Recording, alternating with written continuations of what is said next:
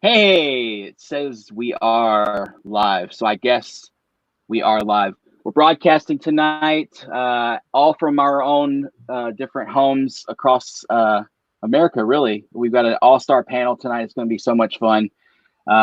This is our asset, the Astronomical Society of Southeast Texas.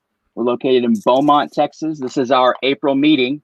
Obviously, due to the current situation ongoing in the world, we're going to be all stuck in our homes tonight. But we said, hey, why don't we have an online astronomy meeting anyway and go for it? And so we threw this together. Like I said, we've got an all-star panel of just some really cool people that love astronomy as well. We're going to hang out. We're going to talk some astronomy. We're going to talk some asset, Astronomy of Southeast Texas club business. And then we're going to have some fun and just ramble on about astronomy pretty much the whole time. So I'll get myself out of the way. My name is Will. I'm the president of the Astronomical Society of Southeast Texas. We're a small nonprofit group based in Beaumont, Texas. And like I said, this is our April meeting. Normally we meet in person on the second Friday of every month at the MJ Frank Planetarium in Beaumont, ran by our friend Sharon Rigsby, who's a great facilitator for that. And we thank you, Sharon, so much for that. We'll be back, we promise. But for tonight, we're going to run it online, and we're just going to have some fun. So I'm Will. I'm the Presidente. But next to me on my screen is Mr. Stephen Hummel, and he is joining us from all the way out in deep West Texas at the McDonald Observatory, the only operating observatory basically in the world, right? Besides, like you said, Yeah. Again, I'm Stephen Hummel. I'm dark sky specialist for McDonald Observatory. And as you said, McDonald is one of the very, very few major observatories in the world that is still open for research right now. We're closed to the public, but we do have a few telescopes that are actively doing research. The only other ones in the world of note, at least, are Pan-STARRS in Hawaii, which searches for asteroids, and then I think there's a telescope in Russia as well that is still open. But here we have one of the largest telescopes. Now we are the largest observatory functional. But the one behind me right here, this is our 16-inch or 0.4 meter telescope. And hopefully, if later in the program, if it's dark enough, we'll try looking at stuff for fun with it. It's not usually used for research. It's usually used for outreach. So it's available basically to play with, and that's what we may do later on. Awesome. Well, hey, Stephen, thank you so much for joining us, man. And we're going to talk more with you, of course, after we get through here. But thank you so much for joining us. And in that astronomy dome, we were talking pre-show, like this is probably the most astronomy most of us have done, at least in this part of Texas, because it's been so cloudy. So we appreciate you joining us, man, for sure. It's great to have you. It's good to be here. Thanks for having me. Awesome, man. Absolutely. Next to him on my screen is Mr. Eddie Trevino. And Eddie, go ahead. How's everyone doing tonight? And Eddie is the Astronomical Society of Southeast Texas. He is our treasurer and has been for a good long while. Eddie's a great treasurer. I think it's in your third year of treasurer, right, Eddie? Yeah, something like that. Something like that, yeah. And Eddie is my good friend, amateur astronomer as well. We do all the star parties together. We set up scopes near each other. So I've spent weeks out in the desert with this guy. He's a brilliant observer. Great guy. So if you get a chance to meet Eddie at a star party, you got to do it. So Eddie, it's great to have you as well, man. It's good to be here, Will. Thank you. And we'll go down the list here. Mr. Ron Sparkman is next on my list. And Ron is a bit of a spacey guy. You can tell just by looking at him. He's got the full on effect going on. And Ron, why don't you tell us, who you are, what you do, and then what you did today. Yeah, man, absolutely. So I'm Ron Sparkman, and I get to do a lot of really, really cool things. One of them, my main one, is that I created an organization called Stardom. They can check out at Stardom Space, and we get to do a little bit of everything from space news. We cover rocket launches. I get to do really cool interviews with really awesome people, and I'll get to that in a minute. And that kind of led me into a lot of the other jobs that I get to do today. But I get to work with a lot of really, really awesome people there, astronomers, astrophotographers, journalists. It's really an amazing thing that I get to do, and I'm really, really fortunate. And then next from that, that job allowed me to get into some really amazing places.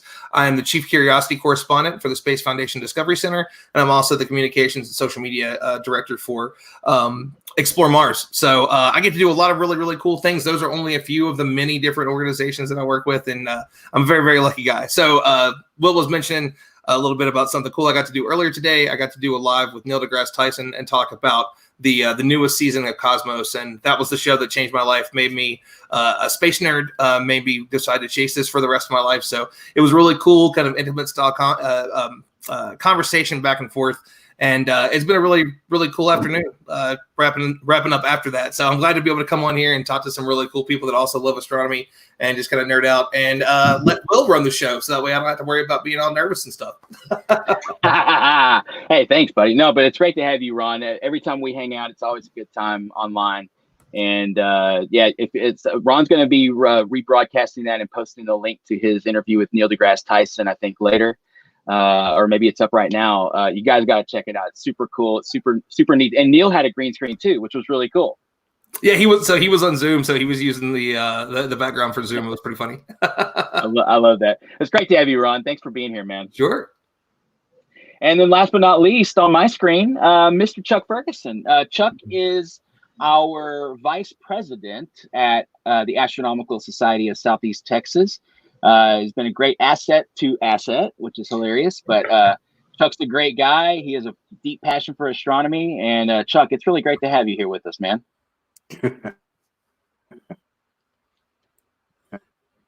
He's on a bit of a lag here.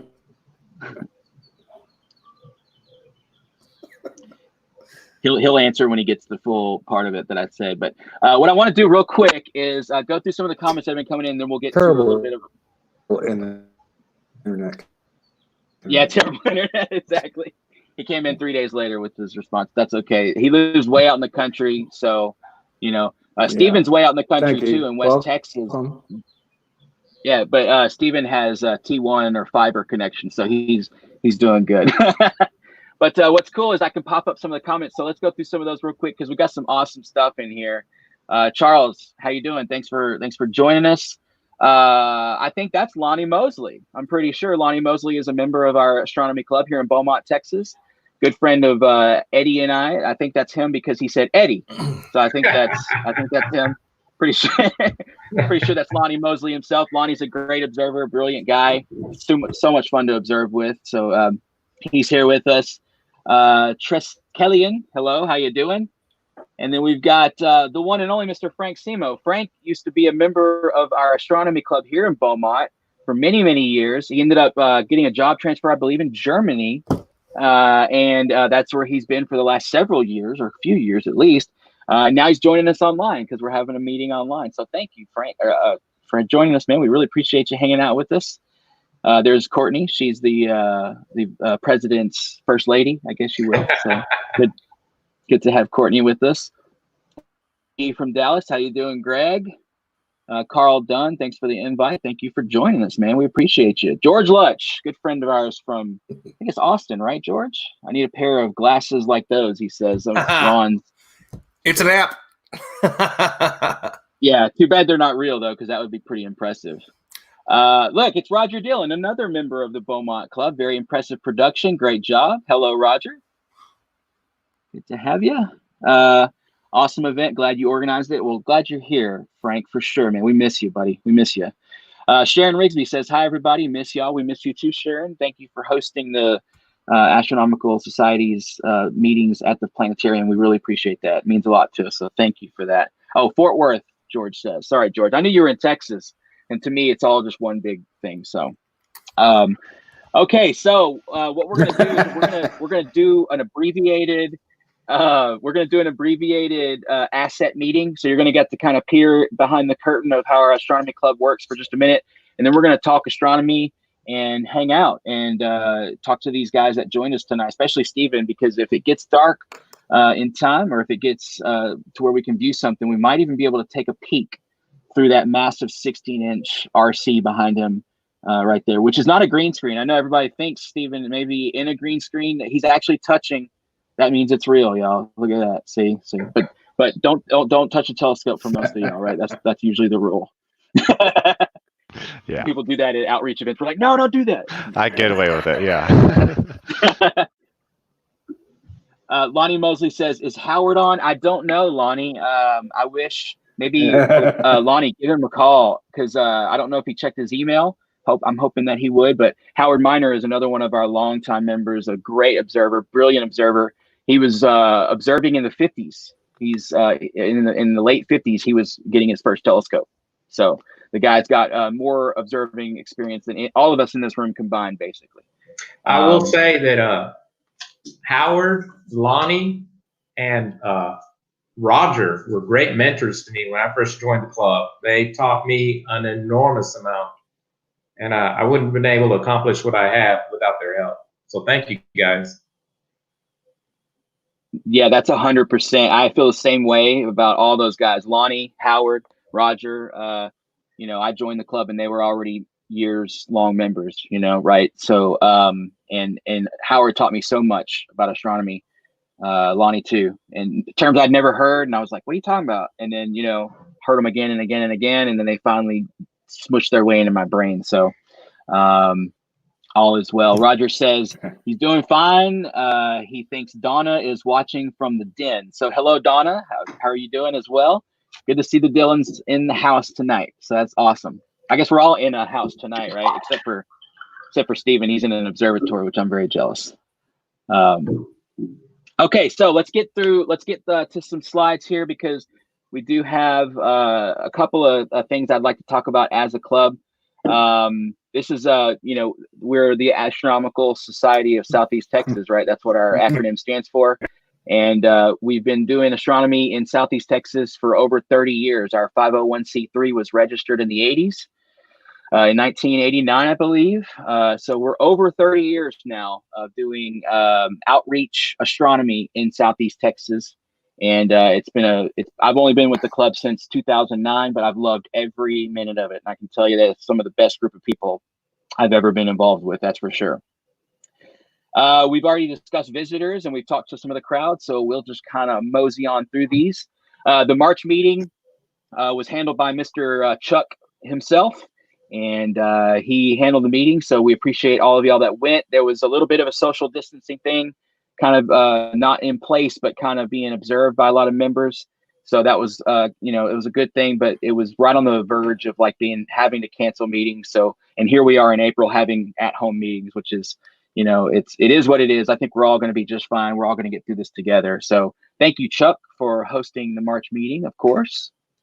Sure. And we always like to throw up something kind of funny. You're welcome. At the there you go.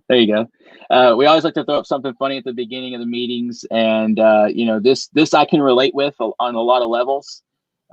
Which is you see a great picture of the moon, or you see it with your eyes, and then you try to get a picture, and it's just a smudge. So I know a lot of you guys can can relate with that. I see those pictures a lot on Facebook, but it's fun.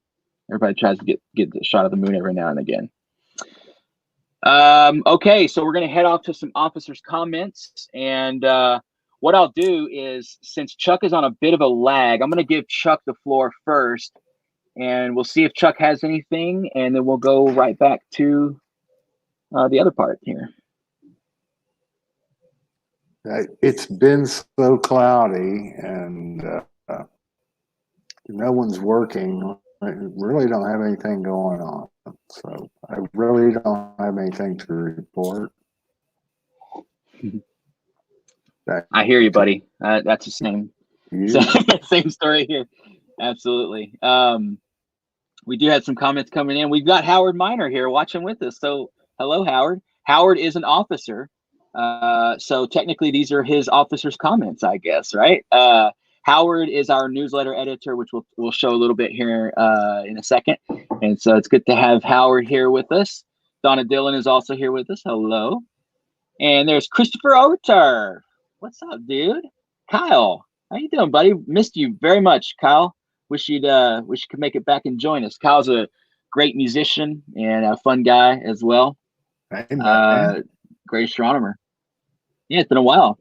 Roger says, this is what is great about our, someone can usually answer any question, especially for newbies. That's exactly right. That's exactly right, Roger. There's Spencer Pratt, another member of our club. Good to have you, Spencer. Thanks for joining us, man. Good to see Spencer, you. hi, Spencer. And yep, we do miss you, Howard. That is 1,000% true. Okay, so the next officer I have with us Same. here, I believe, is Mr. Eddie Trevino. So Eddie. Hello, how's everybody doing? For the Treasury report, I will make it limited. So as of this afternoon, we have 42 member families in our club, which is great. And we're really happy to have that many. And it's not too late to join. If you join mid-year, we will prorate your dues, which is a great option for you newer members. We've got a Amazon Smile donation last February for the fourth quarter of 2019. So that was a nice donation from Amazon Smile. And I went into their metrics and looked a little bit. We've had 34 customers supporting us on Amazon Smile, which is kind of interesting. And there's been 13 purchases in the last 7 days. So it's great. Thank you, everyone who uses Amazon Smile and chooses to donate to our society. That really helps us. And back to you, Will. Awesome, Eddie. Thank you so much for that. And he's 1,000% right. Those donations that we've gotten from Amazon have really added up over the time, because we've got some shoppers, and that's interesting metrics to have, Eddie, that we have over 30 people shopping for our club, which is cool. And what I'll do here is, if I can, I have the slide here, and if anybody online is interested and they shop on Amazon, then what you'll want to do is use this code here. There's our EIN, which I think it's probably okay to show because that's how people find us. But you go to smile.amazon.com, make your purchases, or once you sign in, you support the Astronomical Society of Southeast Texas. You can find us pretty easily, and if you can't find us, if you search that number, you will find us. You can select all that and then go shopping as per normal. And 0.5% of everything you spend comes to us. Doesn't come out of your pocket. It comes out of Mr. Bezos's pocket, which is such a beautiful thing. And we, like I said, over time, that money really adds up. And we, as a club, we take those revenues, we turn it into outreach tools, whether it's handouts, whether it's eyepieces for telescopes that we use for the club. All that sorts of stuff, we use that, and it's because of y'all that we're able to do even more with that. So awesome stuff, Eddie. Thank you for that, man, for sure. Yeah, let's see here. Okay, that's where we were. If you want to join our club for whatever reason, if you're far and away and you can't find a local astronomy club and you want to support one, we'd love to have you. And Eddie's the guy to talk to. We do prorate if it's your first year joining, but we always like to, promote our dues and stuff and try to get it out there. Of course, we're really easygoing club, and it's a pleasure to be a part of it, like I told y'all. So if you do want to join, get with me, Will, or get with Eddie, or just send us an email somehow, and we'll get you in. There's no problem with that. We'll just keep going here because a lot of this stuff is going to pertain locally, and some of it's going to pertain to being canceled due to the whole thing going down. We have a local site that we go to, Claiborne Park. These were the dates for it, but I can almost imagine that all the way through August we're going to be canceled. So I'll have more on that maybe next month if we do another quarantine meeting. We can talk about those sorts of things. What I do want to talk about is new moon is April 25th. Now, we usually go to our dark sky site, which is about an hour and a half north of Beaumont. It's called Magnolia Ridge. And but if you want to do some new moon observing, this is really your Saturday night to do it, April 25th. Sunset for, I think, most places in North America will be 7:49 or so. At least that's what it is here in Central Time. And I always like to warn the club about, a dark sky night that's coming, an impending observing session, if you will. So there it is. If y'all want to get out and observe the dark sky stuff with no moon at all, this is your Saturday night to do it. And I believe I got that date right. If it didn't, I apologize, because I kind of was throwing some of this stuff together. If you join our club, here's some of the stuff you can look forward to. You get a club newsletter, which we'll show here in a minute. You have access to the Astronomical League Awards, and you get the Reflector magazine. It's a nice little community to be a part of, I can tell you, and it's so much fun to be a part of. Here is a calendar that is in our newsletter, and you can see the meeting here was canceled, and that's where we're at.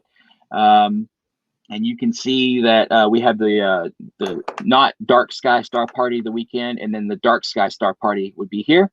You can see Howard Miner, our awesome newsletter editor, throws these things together for us, puts all kinds of awesome, awesome facts in here, like Christian Huygens born 1629. That was a few years ago, wasn't it? Yuri Gagarin, the first to reach orbit in 1961. See that, that's incredible stuff. So Howard, thank you for putting those together for us. We really appreciate that, as always. Let's see, I'm going to try to cut through some of these pretty quickly here, guys, because we've got comments coming up. One thing I did want to mention for us Beaumonters is the International Space Station will be passing over. And so what I'm going to do here is I'm actually going to, I think I can do this. I can remove that. I can share my screen again. It's kind of a weird way that I have to do this. And I guess I can share my whole screen. You get a little weird there, but then there we go.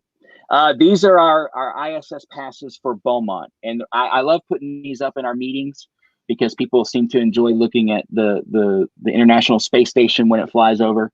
And you can see the dates here for the flyovers. You can see they're really not starting until the 21st. We're at the 10th now. So we're really, and these are all pretty bright passes, but they're all very, very early in the morning. You can see the 0600, that's 6 a.m. of course. 0400, that's even earlier. So these are for you morning risers that maybe rise to greet the dawn. You might want to rise a little early or something and go out and see the International Space Station. And the way I get these is I use heavens above. So you take like the highest point here, and if it's 75 degrees, that's going to be a really good pass. It'll be visible for a good long while. And if you click on this date here, it'll bring you to this screen, and it'll show you a star chart where you can expect the International Space Station to start, fly all the way across your field of view, and then off into the horizon. And it'll show you the constellations. And if you know kind of where those are in your nighttime sky, you know where to look or set up your camera. So it's a wonderful resource, this Heavens Above, and I'll click on that and just show you guys that they have the space station, they have Starlink, they have the light sail, Hubble Space Telescope, and if you just click on it, you get all the dates where it's going to pass your location. What you do is you just set it up right here in the top. You can set up your exact longitude and latitude, and you'll be good to go. It'll let you know where those things will be in your sky. So I always like to put that up and show those. What I want to do now, though, while we have kind of a second here, I want to show some more comments because we've been missing some people. So I want to show those because we've never done this before, guys. We're totally winging this. We're having fun. There's Bill Christian, good friend of ours from the Astronomical Society. And Bill is actually a founding member. He was one of the original on the Mount Rushmore that would be the Astronomical Society of Southeast Texas. You would see Bill's face up there as a founding father. So it's good to see him. 42 viewers, incredible. Absolutely, it is incredible. Thank you, Courtney. Spencer saying hey to Eddie. How you doing, Spencer? This is good advice from Courtney. Take a screenshot because I'm gonna be running through these slides. I'm already taking too long, but we're gonna be running through these slides. So screenshot them, and if you want the stuff, you can get it from there. Allison Pierce, a good friend of mine, just changed her charity to Asset. Thanks for the EIN. Thank you, Allison. We miss you many happy days of shopping on Amazon, and we appreciate your free money. So thank you. Lonnie saying hi to Bill. Looks like Jane is in the house. There's so many comments. Jane says she's doing good, which is great to hear. Jane is Howard's wife. Jane Miner is a brilliant observer, by the way. She's probably seen more objects than I have. She's a very, very good, astute, brilliant observer. So it's great to have her with this. Yeah, the ISS orbiting Earth every 90 minutes. That's exactly right. George says you don't have to be logged in. Don't you have to be logged in with associated location for correct timing?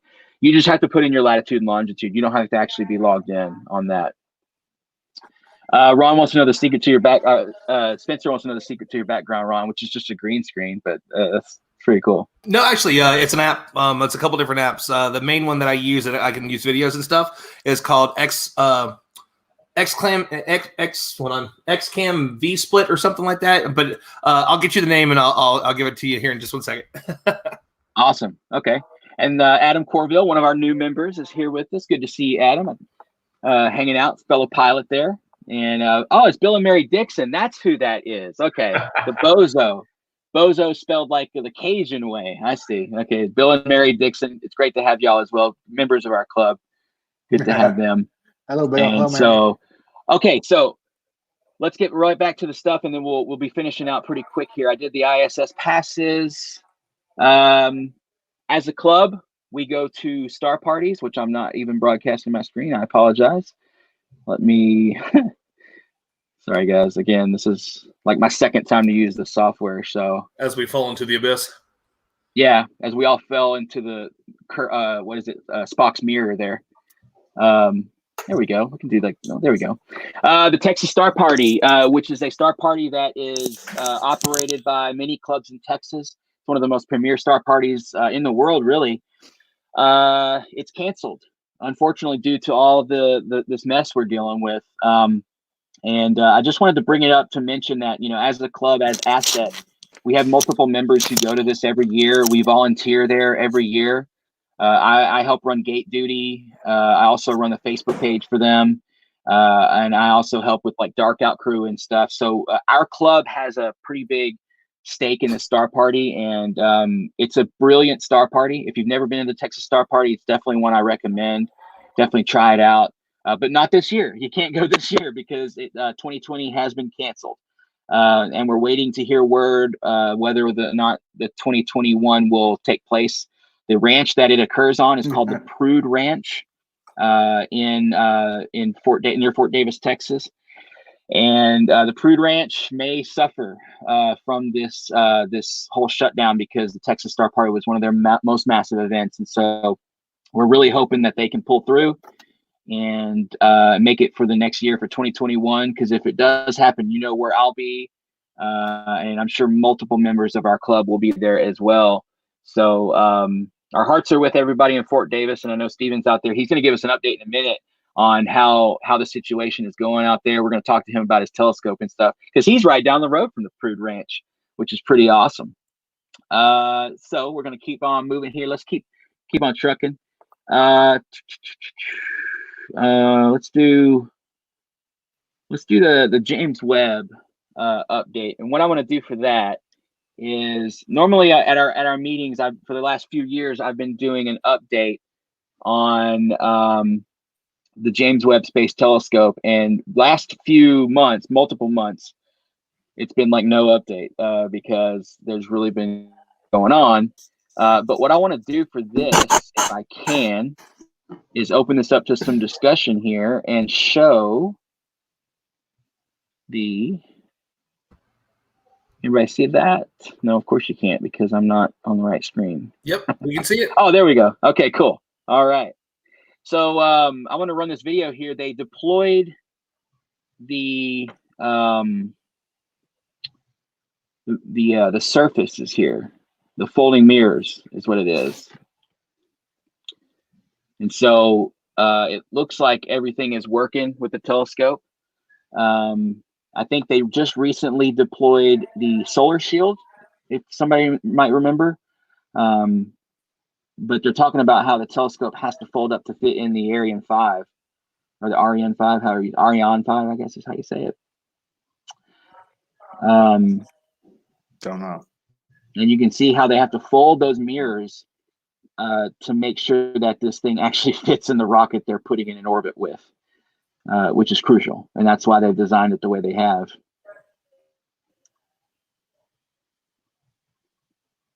and it looks like everything is working. Once it's in space, it'll look like that, which is pretty awesome. And that's kind of the James Webb Space Telescope update for this month. They unfolded the mirrors, or they unfolded the mirrors, which is, I guess, a good step, right? I don't know. It's an amazing piece of technology, Will, and I'm looking forward to it being deployed. It's been a long, arduous process, though.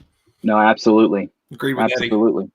And I think it's going to be one of those things that we might have to wait for it. And I know there's like kind of the loving joke of calling it the just wait telescope. But and I love that. But I also love that they're not just going to put it out there. Once it's out there, it's out there. It's not like we can get to like Lagrange point 1 to fix it. It's not Hubble. And once it's out there, it's out there. And so I think it's better that we wait. And I know that it's over budget, but man, if it's over budget or not, I still cannot wait to see what this thing is going to be able to show us. I think we thought Hubble was a game changer, and this is that next level of game changing. And just like with W First and all these other ones that we're excited about, the more that we look at this thing, the more I'm like, you know what? Okay, if it's going to take another year or two, whatever. But I know it's going to happen. We're close. We're right there. Yeah. Yeah, and like Courtney says right here, I mean, she kind of highlights the issue. We don't want to make the same mistakes we made with Hubble. Mm-hmm. Now, we didn't make those mistakes. We're just some amateur astronomers and space nerds from various parts of the world. But humans did make some mistakes on Hubble. And hey, we're human, and that's what we do. We make mistakes. And so, but she's absolutely right. And that's a great point, Courtney. Thank you for bringing that up. Absolutely. Okay, let's breeze through some of this last stuff, and we can kind of talk about this next thing, because this is always fun. Every meeting, I like to do a deep sky object of the month. And this month I did 2 different ones because I knew there'd be some really advanced people that were watching, that were, observers. But there's also going to be a lot of people who may have never even looked through a telescope before. And so I wanted to kind of, do one for one and one for the other, although they're both kind of advanced objects as far as like finding them in the sky. I think they're both doable by even the most novice observers. As long as you know where to look and what you're looking at. But the first one is one of my personal favorites. And I've done it at our Beaumont clubs before, but I've never done it like in this kind of format. So I figured it'd be okay if I did it again. But I'll talk about this object till the day I die for sure. The Ghost of Jupiter. And you can see down here, it's NGC 3242 for all you NGC nerds out there. The new general catalog is what that stands for. That's a William Herschel list. He basically went through and found a lot of the things and cataloged them. But us amateurs nowadays have kind of nicknamed this one the Ghost of Jupiter because I guess back in antiquity, people were calling it that because it kind of resembled a Jupiter type object, even though that's kind of true and kind of not true. We'll talk about that here in a second. But here's where it is in the sky. And I can tell you that this object will never move from this particular point in the sky within any of our lifetimes. So if you memorize this sky, you will always know where the Ghost of Jupiter is. And it's right here in Hydra. You can see the head. I always find this in Hydra. And I think that's the easiest thing to find. And then it goes sort of down here, and it goes down here. Everybody knows the most famous constellation, one of the most famous, which is Leo. And here's that one right there. You've got Canis Major over here, which is the big dog, right? Orion, setting off here into the west. So a lot of people know where those are. And so it's kind of in between the winter stuff, which is over here, and the spring stuff, which is like the Virgo, Boötes, Coma Berenices right here. It's kind of off in the middle of all that. So it's an early spring object, I would say. But I think you could really access this all through most of the summer and maybe even into the early fall when it's sort of, as night falls, it's sort of setting off here into the west. But that's where it's located. And you can see a couple of other little constellations here. This is Corvus, the crow, a very famous constellation, very easy to find. And then you've got Crater, which is the cup, which is right here. A little less easy to find, but like I said, when I'm looking for this object, I always find this circlet of stars, and then I sort of trace Hydra down to this sort of W shape down here. And I know that it's either gonna, I always forget when I go out and observe, and I either know it's going to be here or here. And so I'll put a telescope over here almost all the time and search around and be like, it's not there. And then I'll go look at this point, because you see how these two areas make a point. And so I'll go to this point in the sky and I'll be like, oh, there it is, you know. And so it's usually a kind of that kind of hunt for me. And here's the object. I just pulled these pictures offline pretty quick, and this is what it's going to look like in a really good telescope with a really pristine night at really high magnification. So just scale this down to maybe the size of this star or so for a normal kind of smaller telescope view. But this is what it looks like. The Ghost of Jupiter is what we call a planetary nebula. It's a star that has run out of fuel, a star that's similar to the size of the sun. It's run out of fuel and sort of shed its gas layers into space. And it sort of fluoresces like a black light. The central star here is glowing in ultraviolet, sort of illuminating all this stuff for us to see. But guys, I can tell y'all, and those on the panel that have seen this object will agree with me and know this to be true. That color blue in anything bigger than, say, maybe a 16-inch or a 20-inch telescope is easily visible. It's astounding. It's a beautiful object. How many guys on the panel have seen this? Stephen, I know Eddie has. Definitely have. Yeah, absolutely. I've seen it in the 82-inch telescope, and it looks exactly like that picture for sure. Maybe even better. Yeah, that's a lot of aperture right there. Yeah. And that's it's even more zoomed in. Now these are photographs, obviously, so these are done with hours of exposures. But like Stephen said, man, I've looked at this thing. The biggest thing I've looked at it in was the 100-inch Hooker telescope at Mount Wilson. But the best view I think I've ever had, even despite being on a 100-inch telescope, the best view was at Jimmy Lowry's house, which he lives in Fort Davis, right down the road from the McDonald Observatory. Actually, he has a 48-inch Dobsonian, and we saw it, and it looked almost like this. And I'm not exaggerating. In the 100-inch Hooker telescope, it looked a lot like this too. But in Jimmy's scope, it just had an exceptional night with exceptional seeing and transparency. And this is what you see if you were Hubble. If you could open your eyeball for 900 days straight, this is kind of the image you would see. And again, these are just shells of gas that have been blown out from the star as it's sort of collapsing and going through the final stages of its life. It won't explode, but it will collapse and form this planetary nebula process, which from my understanding is a very short process, maybe within like 10,000 years, 20,000 years or so. If one of y'all has info, you can chime in on that for sure. But no, yeah, you're right. In the grand scheme of things, that phase of a star's life is relatively short. That star maybe lived several billion years, but the phase where it's actually generating a nebula like that is probably 10,000 or 20,000 years before it fades away. Awesome. Yeah, it's an incredible process. We're so lucky that we get to kind of look out and see these things, and they're everywhere. There are planetary nebulas everywhere. In my experience, they're mostly concentrated in the Milky Way band.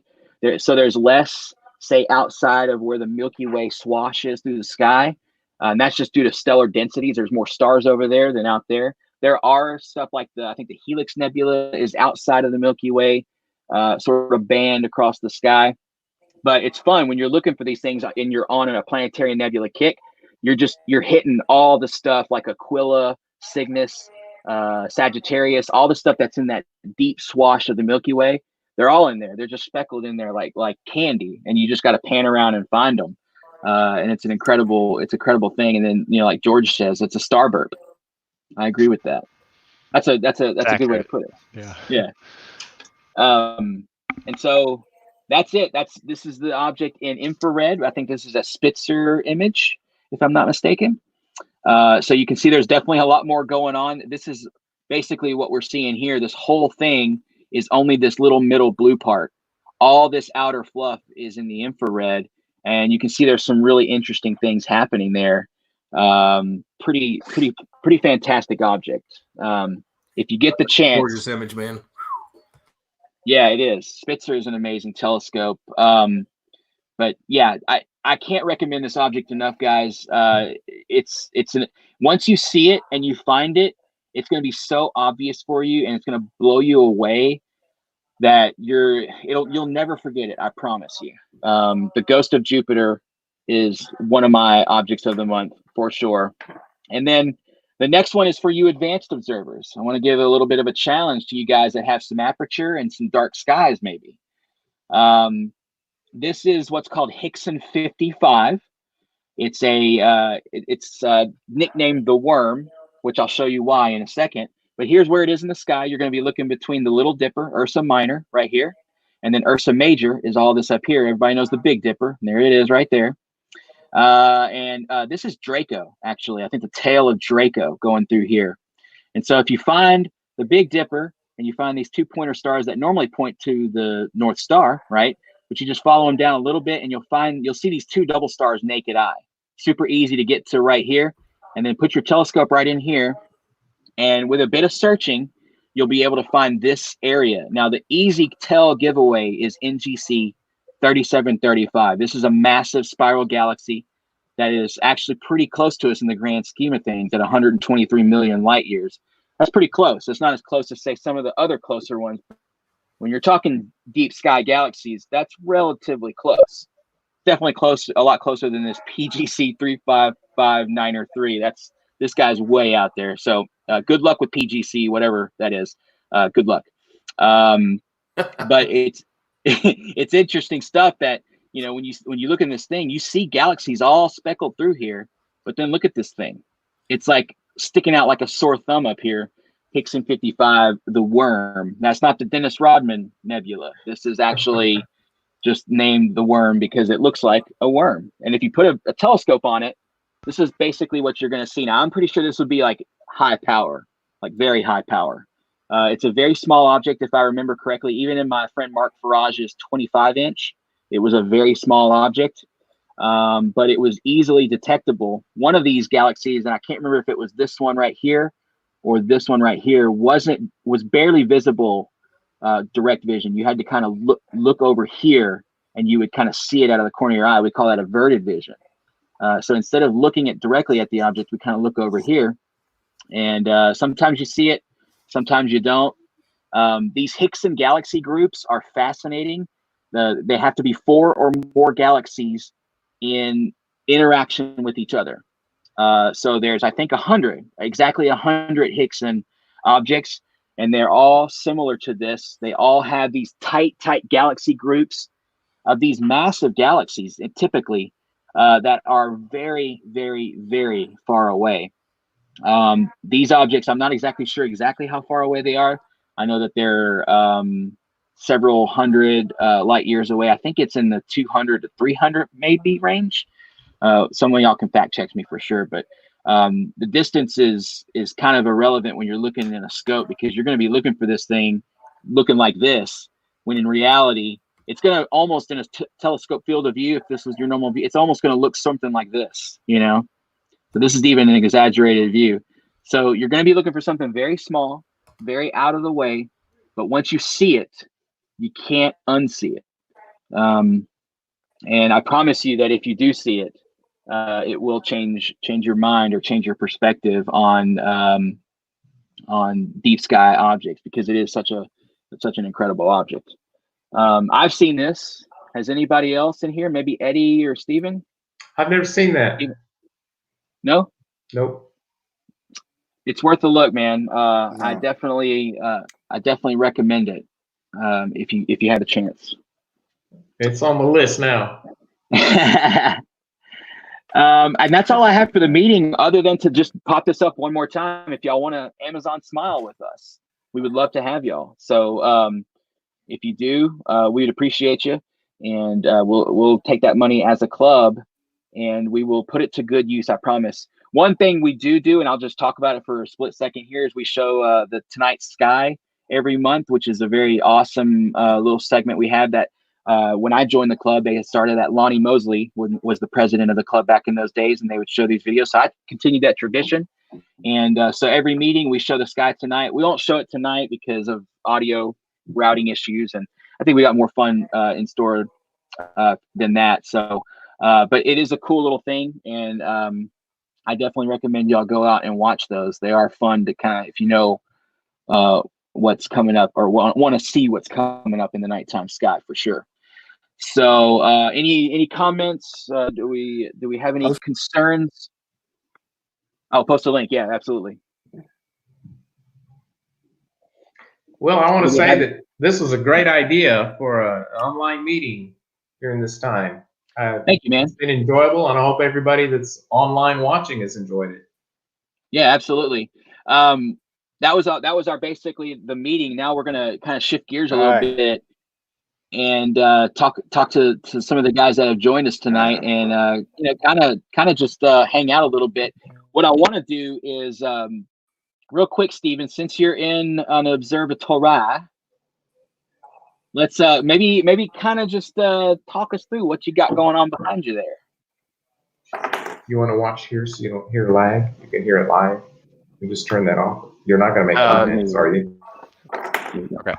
Yeah, hey, this is our 16-inch telescope, and it's F9.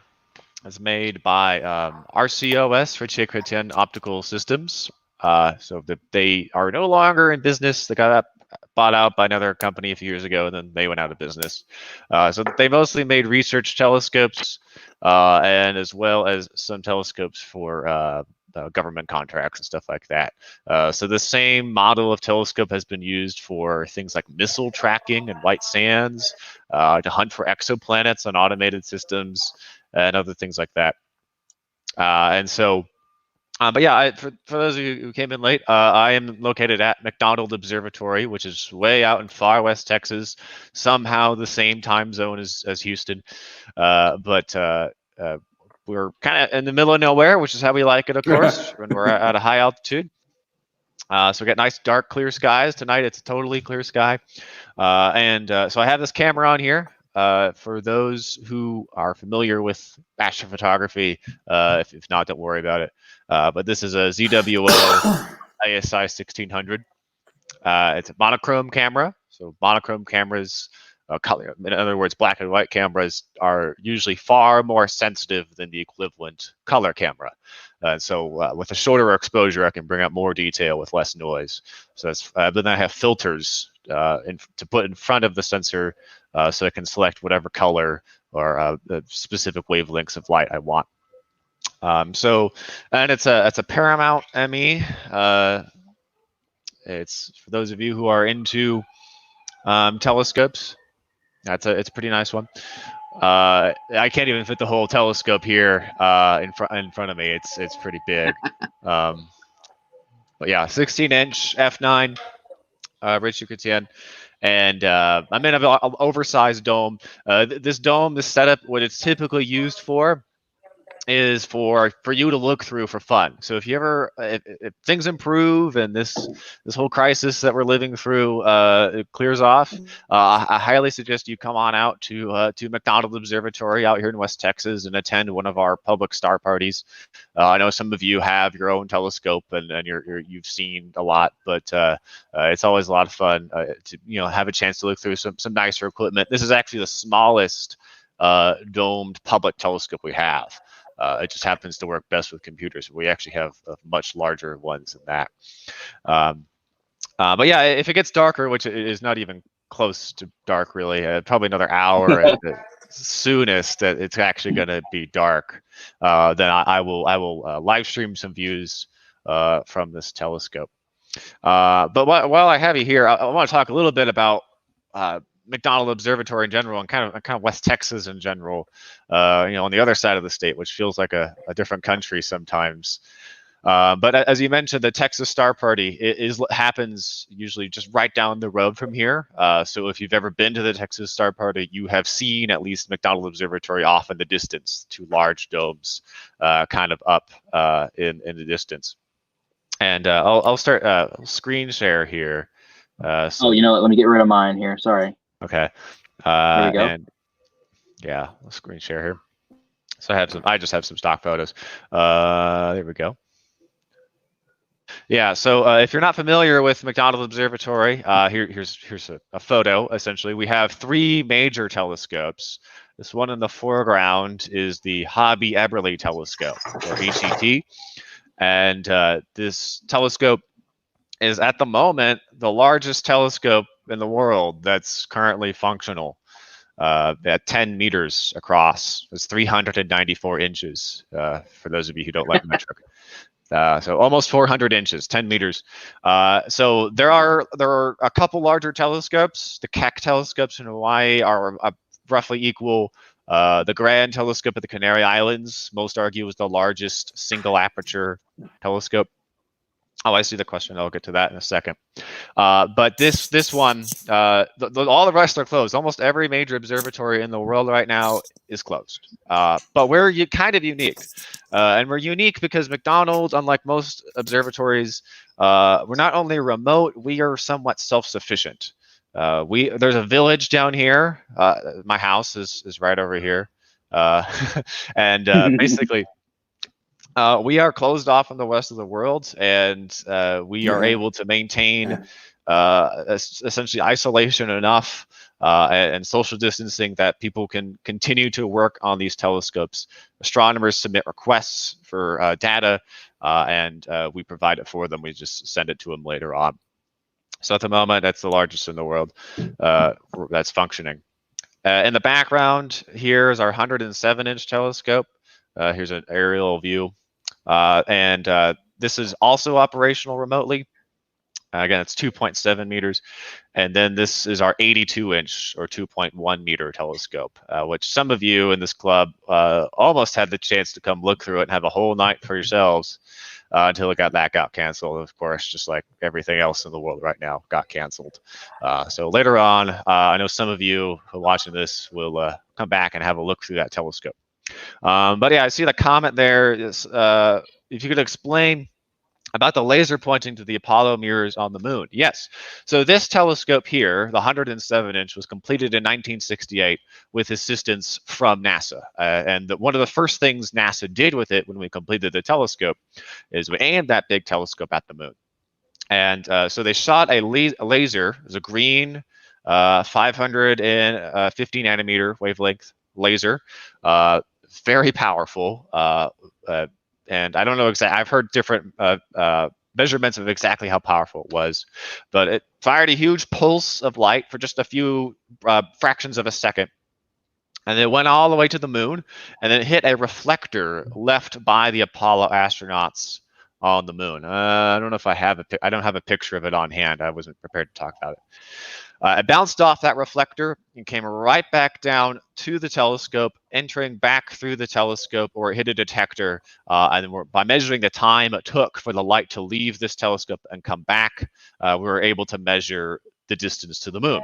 So it took 1.2 seconds for the light to leave, another 1.2 seconds to return. So 2.4 seconds round trip. And that's how we were able to determine the distance to the moon with the greatest accuracy ever at the time. However, we don't use this one anymore. Today, there's a newer telescope, which is in fact so new, I don't know if I have a picture of it. But NASA is working on installing the next generation of laser ranging telescope, which is located, it's not in this picture, but it's located right over here, behind the HET over there, currently in this trailer. And so it's a much smaller, more efficient telescope. It's only about 20 inches, I think, but it's a lot better. And that's what they're going to be used to continue to do laser ranging experiments. We can also shoot satellites to make sure GPS systems are accurate. So that's how all that worked. But yeah, that's I don't want to hog all your time. Man, we're eating it up. I mean, normally at our club meetings we have guest speakers, so that's kind of what you are at this point. So yeah, you're good. You're doing good. Thank you for the question, Frank. This is awesome. Okay, cool. Yeah. Show us more. Show you more. Okay. Well, I'll have Tell it. us a little bit about Can you tell us a little bit about the visitor center and kind of how all that works? And like I see a picture of it there. And for those of y'all that haven't been to a star party out at this place, you have to. They do 2 a week when there's not crazy things going on in the world. Yeah. 3 weeks, sorry, yeah. And every one of them, they basically sell out. Well, not sell out, but you run out of tickets to go to the event, right? Yeah, they are. They frequently sell out. So yeah, we have star parties, public star parties, to come look through our visitor center telescopes down here 3 times a week. So Tuesdays, Fridays, and Saturdays during normal operations. We are closed for the indefinite. We don't know when we're going to open, just like everyone else, I think, at the world right now. But the telescope I'm in right now is right here. I'm inside this dome. And so we have a 16-inch, a 22-inch, and then a 24-inch over here. And then we have many more telescopes which we bring outside.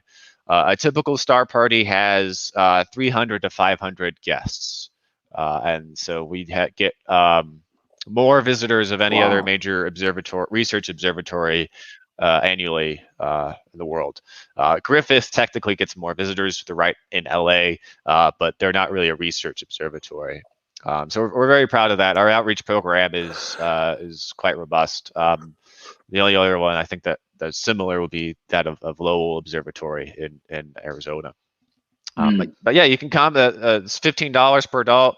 We'll do a little in our amphitheater. We start you off. We show you the night sky with a laser. We point out the interesting things, and then after that, you'll have a chance to look through usually 6 to 12 telescopes set up, depending on the conditions and what the skies are like and how many people we have. And here's a shot of it at night there. We have some of the darkest skies of any major observatory in the world, and it is my job, my title, Dark Sky Specialist, is to keep it that way. So we work we work a lot with the nearby communities, Fort Davis, and the surrounding area to try to keep the skies as dark as possible. And so we especially have been working with the oil and gas industry. That's been a lot of my job, working with oil and gas operators in the Permian Basin to try to keep the skies dark. So yeah, this is taken at twilight, so it's not even really the full Milky Way there. But yeah, dark skies. We have an abundance of clear skies. About 2/3 of the night of the year are good enough for photography, that kind of thing. And even the ones that aren't, usually you can sneak some time in there. And yeah, Hobby Eberle telescope, again, you can see and tour that as well during the daytime. One of the largest telescopes in the world. That's usually it's second or tied for second in the world. At the moment, it's number 1. And I think I have a picture. Yeah, we'll see how long. Finally, Texas is back on top. we have never had number 1. And when we were founded in 1939, our first telescope, our 82-inch, that was number 2. And then the 107-inch, when it was built, that was number 3 in the world. And then the Hobby Eberle is number 2. So finally, because we're Texans, finally we can really claim to have the largest telescope in the world. And I do have a picture of the Hobby Eberle somewhere. It's a very unusual telescope. Yeah, here's the interior of it. Very, very different looking than almost any other telescope in the world. It has a twin sister. Am I right, with the SALT Observatory down in South Africa? That's correct. Yeah. So I say it's almost unique, and that's because there is one other telescope like it, and that is SALT, the South African Large Telescope.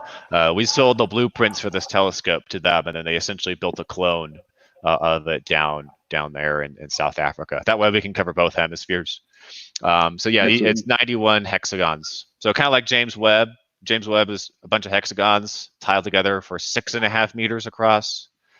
This is from corner to corner across this way. It's 11 meters. Oh, cool. If you measure it from the inner corner to inner corner, it's 10 meters. So yeah. Wow. Yeah, that's an impressive telescope to stand at the foot of for sure. And I can say that because I've toured it probably every time I've been to the Texas Star Party.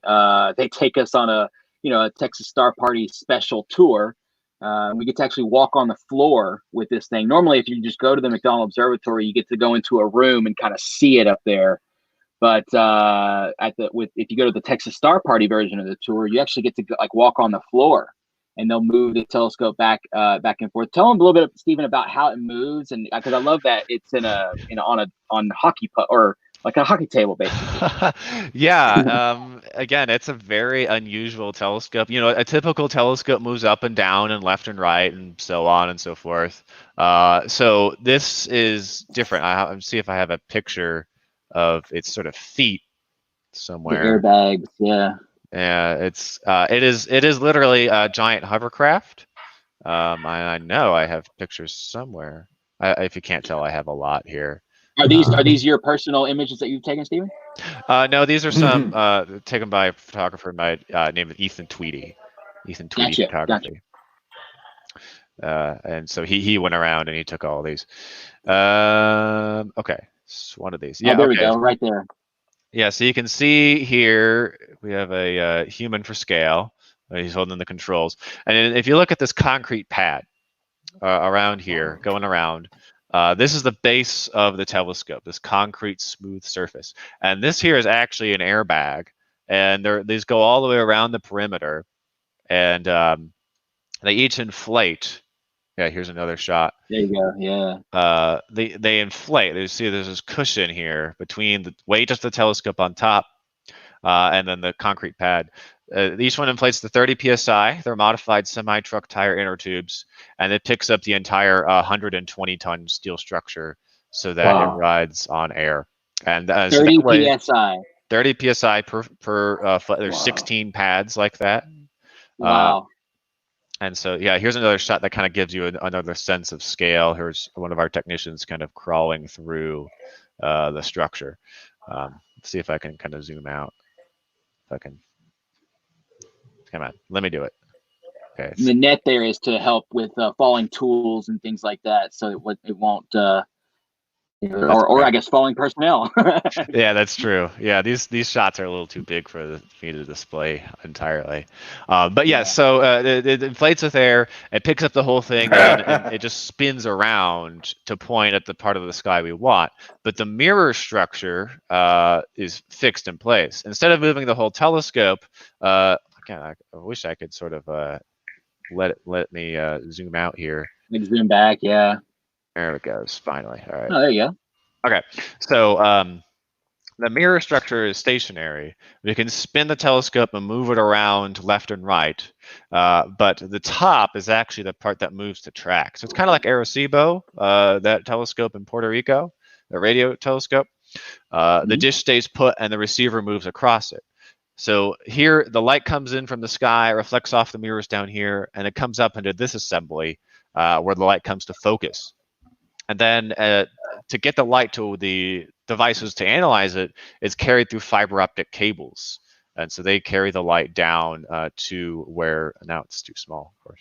Because they couldn't just do the picture, right? Right. They carry the light down to the instruments.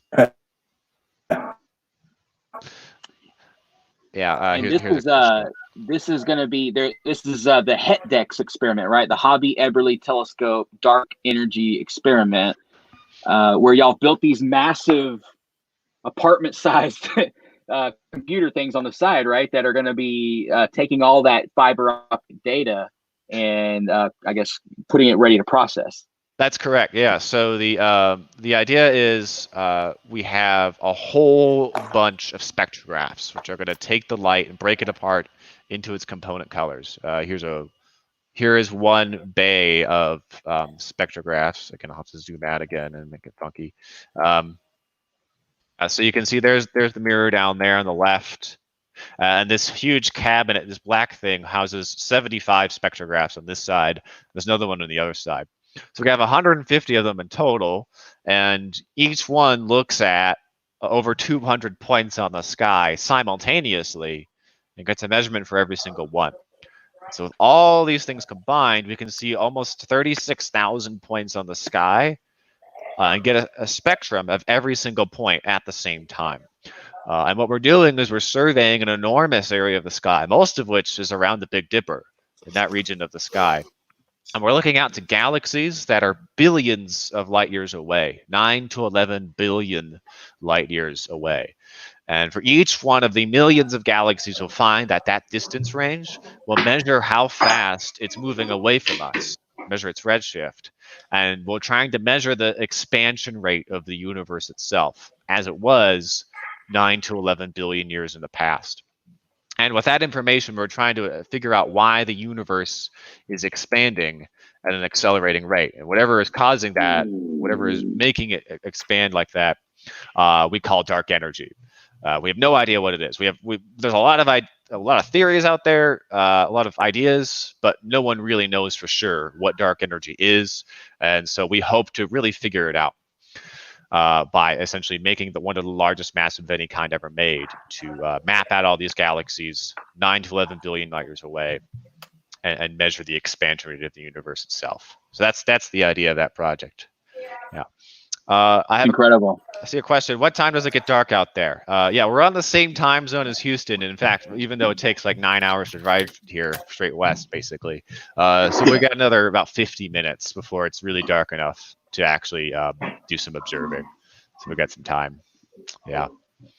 Yeah, we really should be on a different time zone. Yeah, you really should. And I mean, that's the thing is it does take, forever to get out there, but it is worth it once you get out there because of the skies and the overall just awesomeness of the place. I mean, you're in mountains in Texas. You're out there, with the darkest skies you basically can have access to, but also with mountains. So you have the elevation and the dark skies, which, and there has been some issues with those dark skies in the past. And Steven's gonna know a lot about this because that's his position. There's been a lot of oil and gas work being done to the north of the Fort Davis area, and that has created a massive glow out there. It's still observable. It's still the darkest sky you're going to have access to, mostly. But it does affect, your dark adaptation a little bit. When there's clouds, it gets even brighter because of the clouds to the north will reflect that light back over. But sometimes, and I'm sure Stephen can probably attest to this, that if it's foggy out that way, that can actually hold down some of that light pollution from even getting out to Fort Davis way. But tell us, Stephen, like maybe about how some of that drilling out in the Permian is going, and maybe how y'all are kind of approaching all that. Yeah, so I'll pull up a map here of that. I'll pull up the VERS data, light pollution data.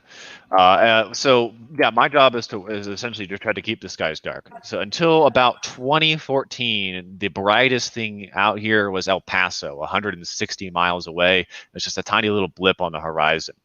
And now it's quite a lot brighter directly to the north along the horizon. Because of the oil and gas industry in the Permian Basin. And if you're not familiar with the oil and gas industry there, that part of West Texas is one of the largest oil producers in the world. Well, at least until before the whole oil crash that we're currently going through, which could change everything. This could be the start of a completely different time for us. But if going on to the light pollution map here, okay, it froze up on me. I'll have to refresh.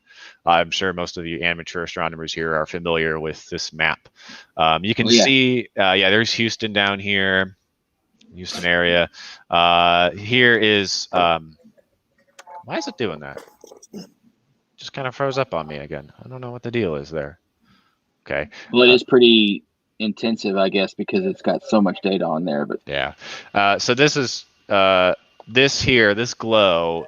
There are no cities. It's one of the least populated areas in Texas, and in fact all of the United States.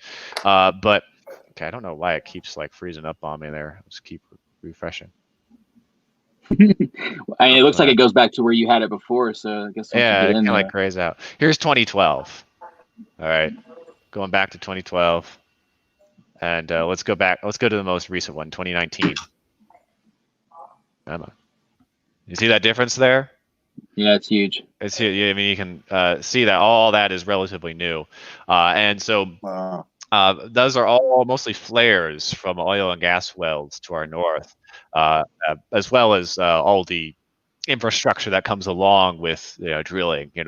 Lights on oil wells and other facilities, as well as the hotels and man camps and stuff that gone up. So just the end of February, I met with a lot of the major operators out here. I got many of them to agree to adopt better lighting techniques. In fact, it is the law in the surrounding 7 counties around here that you have to have dark sky ordinance to keep the skies dark. We are located down here. So this tiny little blip, that's Fort Davis, and Mount Locke, that's where I am. I'm on top of Mount Locke right now. Now, it's luckily all that is so far north that it's not affecting our skies overhead. So it's still very dark here. This light does not affect research at all. It's really important to note. Some people will try to misconstrue it and say that we don't have dark skies anymore, or that we can't do research. That is not the case. All the light is concentrated low along the horizon, and we're not aiming telescopes down into the muck. So we're not really. That's not what's concerning us. The concern is if this trend continues, then we may have some problems. But we have made a lot of progress. In fact, it has not gotten any worse in the last year. And I think lately, in the past month, it's got a lot better as, frankly, a lot of those operators out there in this region have gone bankrupt in the past month. Wow. Yeah. That's basically the only major light source that we're concerned about. I mean, these little communities, that they're not really going to affect us at all. Yeah. Yeah, and you can, I can attest that you can definitely see Alpine and a little bit of Marfa from like the Prude Ranch when we're doing Texas Star Party, which are that big blob there, that's Alpine. But it's not, I mean, it's so low and insignificant on the horizon, it would never, ever affect your visual observing. And even the stuff to the north, like Stephen was saying, it's bad and it's bright, but it's not really going to affect observing, and it's definitely not going to affect photography and science like that. But that is interesting news, Stephen, that some of them are going bankrupt during this whole thing, because if there is a TSP 2021, that could mean we have some of the darkest skies since like the 80s, maybe even. Yeah, or at least before this boom started in the late 2000s. Yeah. I don't know. It could be that it's back to normal after this whole COVID thing is passed over. Mm-hmm. I do see a question that is worth answering. Why in the direction of the Big Dipper for the HETDEX project? So the reason for looking in the direction of the Big Dipper is, well, we're looking for galaxies, right? We're looking for galaxies that are billions of light years away. And if we're looking along the plane of our own Milky Way, there's too much stuff in the foreground blocking it out. And so the reason we chose the area around the Big Dipper is because there's not a lot of stuff in the foreground between us and those extremely distant galaxies.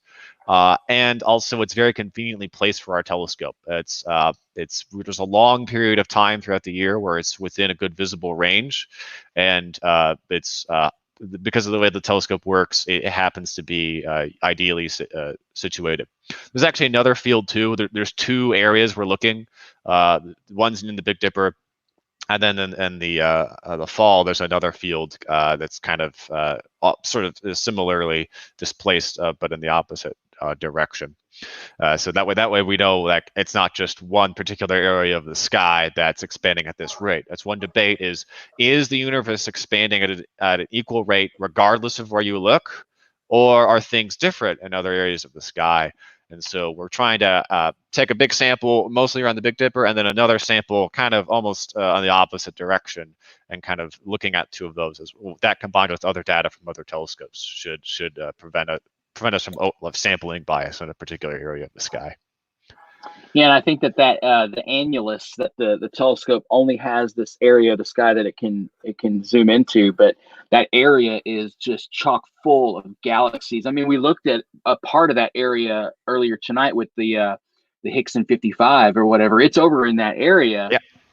And you saw just how many galaxies are strewn about out there. You know, I mean, it's really kind of staggering, especially when you get into photography. You go for a brighter galaxy and you're taking pictures, and as you're getting the pictures back, you start seeing more and more, galaxies pop up that you probably may never see visually, but you can definitely see photographically. And so I guess maybe the only other area that has more galaxies is like the Virgo or Coma Berenices area, I guess, that has more galaxies in that Big Dipper sort of area. Yep. Yeah, in fact, there's so many in Virgo. Those galaxies in Virgo are too close for us, and it's the same problem where we can't see past them because there's so many in Virgo. But I think it's a cool fact.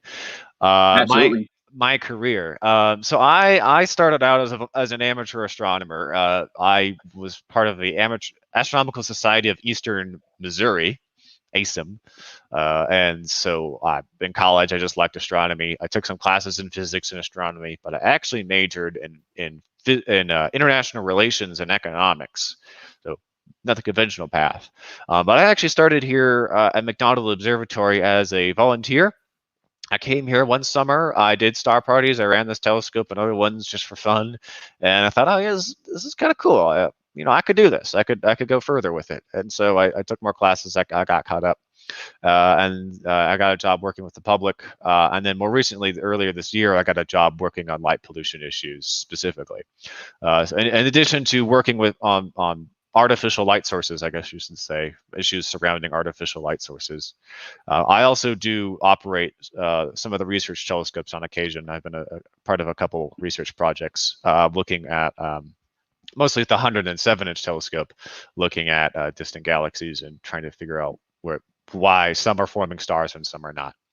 But I would say that my path to get here is a little unusual. I'm not like a PhD candidate. I don't have a master's in astronomy even.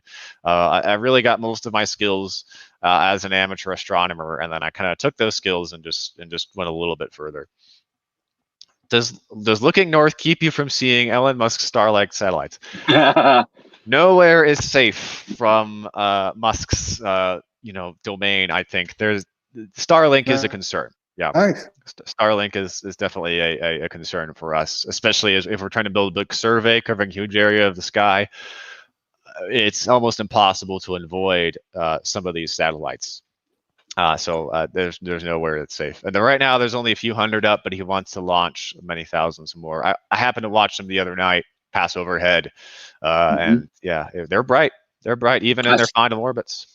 They're bright. Yeah, I saw them too, and it would happen during one of my live streams, and I was like, wow, I had to take a break just to go watch them go by, and there was maybe 10 or more.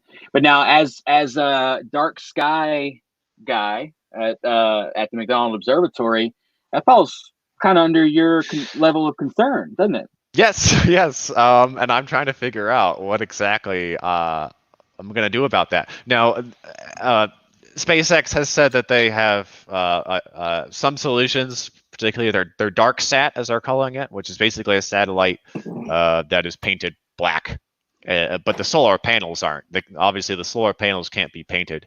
And there's kind of a debate right now of how much of the light we're seeing from those satellites is from the body of the satellite versus from the solar panels. And it's looking more like the biggest portion is from the solar panels. And there's not a whole lot that we can do about that.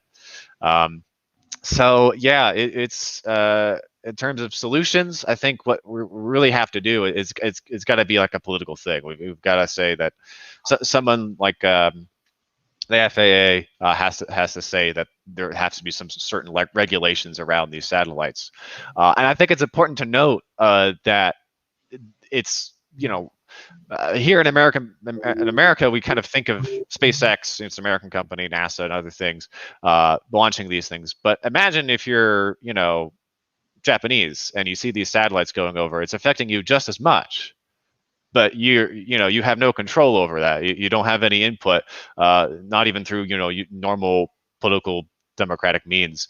And so I think that there has to be some kind of a global rules established over exactly what you can put in space. Like if Chinese companies decide to put a giant billboard up in the sky, there's really nothing, preventing them from doing that. Space is a common thing for all of humanity, and I think it should be treated and respected as such. So we've got a long, long way to go in that regard. Yeah, I really don't have a good answer. I agree with you though, because you have to kind of almost treat space like Antarctica. It's all of ours. And you can't really stake any claims on Antarctica, just like you can on the moon. Even though there are people that will sell you property on the moon and Mars, but those people are tantamount to the people that'll sell you a star and tell you that you literally just bought a star when you unfortunately you didn't. Yeah. But that's interesting, man. I've been wondering about that because it's not really just so much the light pollution side of it too.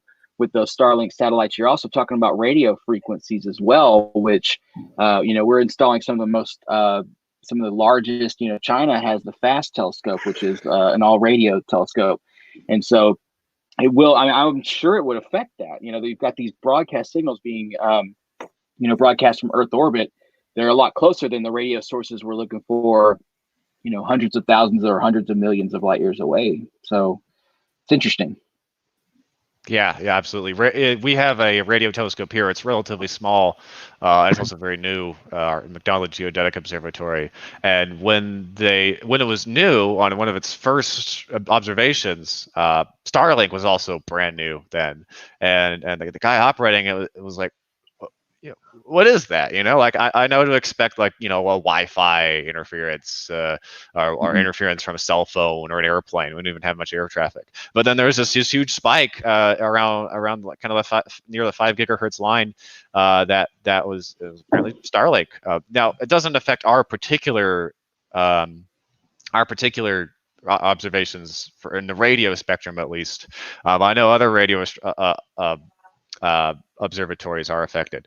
However, there's a big difference between the radio spectrum and the visible light spectrum in terms of how it's managed. Because as any radio operator, if you have a ham radio thing, you can't just get on a high power frequency or something and just start spamming whatever you want on the airwaves.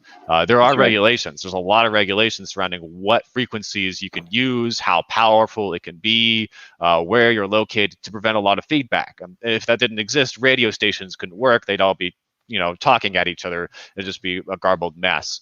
And so long ago, decades ago, a lot of countries and things came together and they started regulating radio transmissions.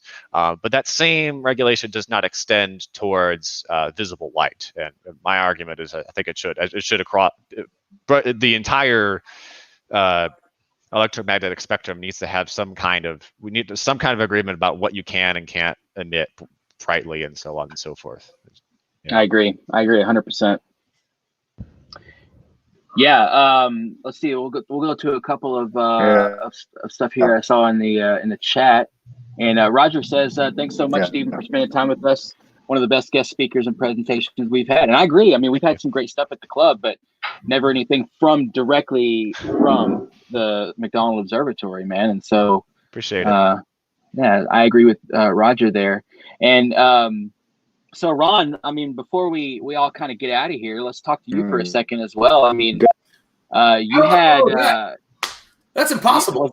Like, yeah. Well, so I could talk about the cool thing that happened to me today, but it didn't. I mean, to me, it's not going to make up for that. That was awesome, man, Steven. So like, I'll give a round of applause on that one because that was great, man. I was totally enthralled. And I want to give another quick plug for McDonald Observatory.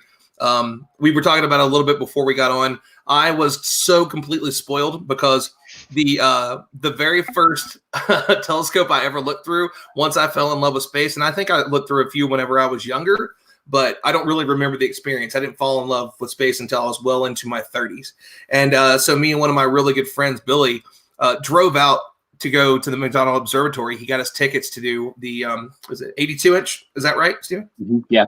So we went out and did the 82-inch night. So we did the whole night on it. And so that was my first real experience with a telescope and those skies. And I just remember in the breaks in between of just kind of staring up and like looking through the opening so I could see everything out there. And then like, can I walk outside for a minute? I just want to go look at the sky, until it was our turn again. It was absolutely unreal. I've seen some pretty amazing dark skies on my adventures, man, but there was just something really, really special about that. And I'm jealous of the job you have, and I have some really cool jobs. Yeah, that's for sure. Absolutely. So hit me. Yes, go Ron. So yeah, I mean, we gotta address the elephant in the room. I mean, we've talked about it a little bit, but we got to talk about your interview today. I mean, because that's as cool as some huge telescopes in the middle of nowhere. You interviewed the ever famous Neil deGrasse Tyson today. Yep. And why don't you kind of? I know you were probably nervous, excited, terrified. I would be. Yeah. But tell us how it went, man. What y'all talk about? Sure. And I'll put a little history to this too. So until 6 years ago, when the first season of Cosmos came out, I didn't really have an interest in space whatsoever. I was a DJ for almost 20 years. I just retired last year once I had a couple of job opportunities came up that were just so very worth it. And I sat down and watched that first episode of Cosmos. And the first 15 minutes just completely changed everything about it. Like once I learned what the observable universe was, I mean, let's go back to Jupiter and the storm that's on Jupiter. That's 3 times the size of our planet. And we started talking as they start talking about all these huge ideas that I just never really had paid attention to. All of a sudden, this American dream that I thought that I had achieved, it's like, man, I am missing everything. Like space is it, astronomy is it. I've got to do this forever. And so I fell in love with it, and it changed my life almost immediately. I started going out less. I started playing less video games and watching more TV shows like that. I started picking up more books on the subject, watching like every season of how the universe works, and I would go and check out all the different books and shows and everything that I could for this. So I very, very, very quickly became a huge fan of Neil. And before I watched that show, I'd heard the name Carl Sagan, had no idea who Andrew was, and I'd only known Neil from the meme. So that's all I knew. And after that, man, that completely changed. And so I decided that was something I wanted to do, and I started a little blog. And at the time, it was called The Opportunity, basically an opportunity that if you look up and you realize your place in the universe, that it's going to give you that change. We can get that cosmic perspective from right here, on Earth when we look out to the night sky and look back into the cosmos where we came from. And so that changed over time and became this platform called Stardom. And so it started, again, as just a little blog, and then I started hiring space science writers. I started doing interviews with really cool people. The very first one I did was the director of astrophysics for NASA, Dr. Paul Hertz. And then it just kind of rolled along through there. And different organizations started reaching out to me and asking me if I want to work with them or collaborate and do some stuff, which led to like I Love Mars. And from I Love Mars, which we still have the second biggest platform on all social media that's around Mars. And we're only number 2 to Mars 1. And let's be honest, that doesn't count anymore. It never really did. It's like, we just have to wait for Elon to do something. Give us millions of dollars. But I digress. So from that, the Mars Society contacted Bill, and he and I took over. We restarted Mars Society's Red Planet Radio. I became a host for that. And I'm still doing that. Got to talk to really cool people about all these really amazing things that they were doing in the Mars space. And it just continued from there. And so a few years into this, I got the chance to go to a Star Talk event that they have on Patreon. And I got to meet, Bill Nye, Charles Liu, David Grinspoon, all these amazing science communicators. And of course, Neil's kind of the big guy there. And this was a year to the day after my mother had passed away. And she got to see me fall in love with space and science and move in a different direction with what it was that I did. And so I was super nervous about it. And he was just amazingly cool, very, very down to earth. There's a lot of people that have obviously kind of that have gotten to that point that aren't the coolest people in the world. They're not really, like laid back and won't talk with you or really having any interest. He's very much in the conversation with you when he talks to you about stuff. And he takes that being your own personal astrophysicist title very seriously. He loves to talk to people about ideas. He wants to know about you when he talks to you. It's just a really, really cool person, right? And so the second time that I went to one of these events, I was like, you know what? I'm going to just throw caution to the wind and see if we can do an interview. And that was a few years ago. That was the first one. I was super nervous about that, but we've had a couple conversations since then. And so when the new season of Cosmos came out, I was like, you know what, man? This would be really, really cool if maybe we could hop on and talk about some stuff. But what if we did it in a more, intimate kind of conversation where, like, I want to talk to you about the show, but this is a show that changed my life. Can we have like a conversation that's more in that area? It's like, yeah, it sounds great, man. Let's try and we'll set something up. And the funny thing is that I thought he forgot about it or was just like, yeah, whatever. And he's never been like that before. But the email where the team was trying to get a hold of me went to my spam folder. And had they not touched base with me again to follow up on it, it would have never happened. And so it was I got really lucky that a couple of days ago they said, hey, you still want to do this? I'm like, I don't know who you are, but let me go look at this. And I saw this response on the email where they said, oh, no, we definitely want to do it. What are you looking at? What's your time frame? So we did it today. And whenever we set it up, I asked if it was okay that we did it live, and I wanted to do it across some of the different social media platforms that I work for or work on as a space social media consultant. And so I was like, yeah, but it was like, would it be cool if I was to put it on my own regular Facebook page? Totally cool with it. And we had this really amazing, like, hour-long conversation just talking about everything from the development of the show, why art is so important in that, the visuals, the music, everything that comes that's a part of what makes Cosmos so incredible. So that was a really, really amazing conversation. We talked about a bunch of different things. You can check it out on my platforms at Stardom Space. I cannot do it justice. I am still physically reeling from it. I'm still kind of got a bug, really. So, and that's that. And I do want to say that's only one of the many that I've got to do the last couple of days. I work with Explore Mars. Yesterday, we did a panel with Scott Kelly, talked to him about isolation and a few other really awesome people. I get to do some really cool interviews with Space Foundation, talking to science communicators, influencers, brands, different people that are out there doing really cool stuff in the science community. Yeah, and so you got to interview Scott Kelly, which we might as well talk about that for a few seconds here, a couple of days ago, which is pretty cool. And, Scott, for those of y'all that don't know, Scott Kelly is a very famous astronaut now, not maybe as famous as Neil Armstrong or Buzz or John Young, but he is definitely our generation's one of those. Because the guy was in space for longer than any other human, I believe. Is that still correct? Yeah, so he did the longest run of time of a person in space at one time. He was in space for almost a year. So what you may have heard about Scott was that, and I also want to back this up a little bit. I didn't get to interview Scott, but our group, Explore Mars, put together this panel of really amazing people, and Scott was one of the guests that was on the show. But I was kind of like one of the behind the scenes guys.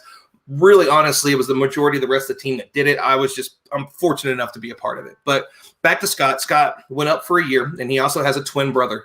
In fact, I think they're the only twin astronauts ever. So it's Scott and Mark Kelly. Mark stayed on Earth. Scott went to the ISS, and then they looked at the differences between the two of them over this year, over that year. And it was called A Year in Space. That was the big thing. That was the hashtag A Year in Space. Scott became very popular because of that.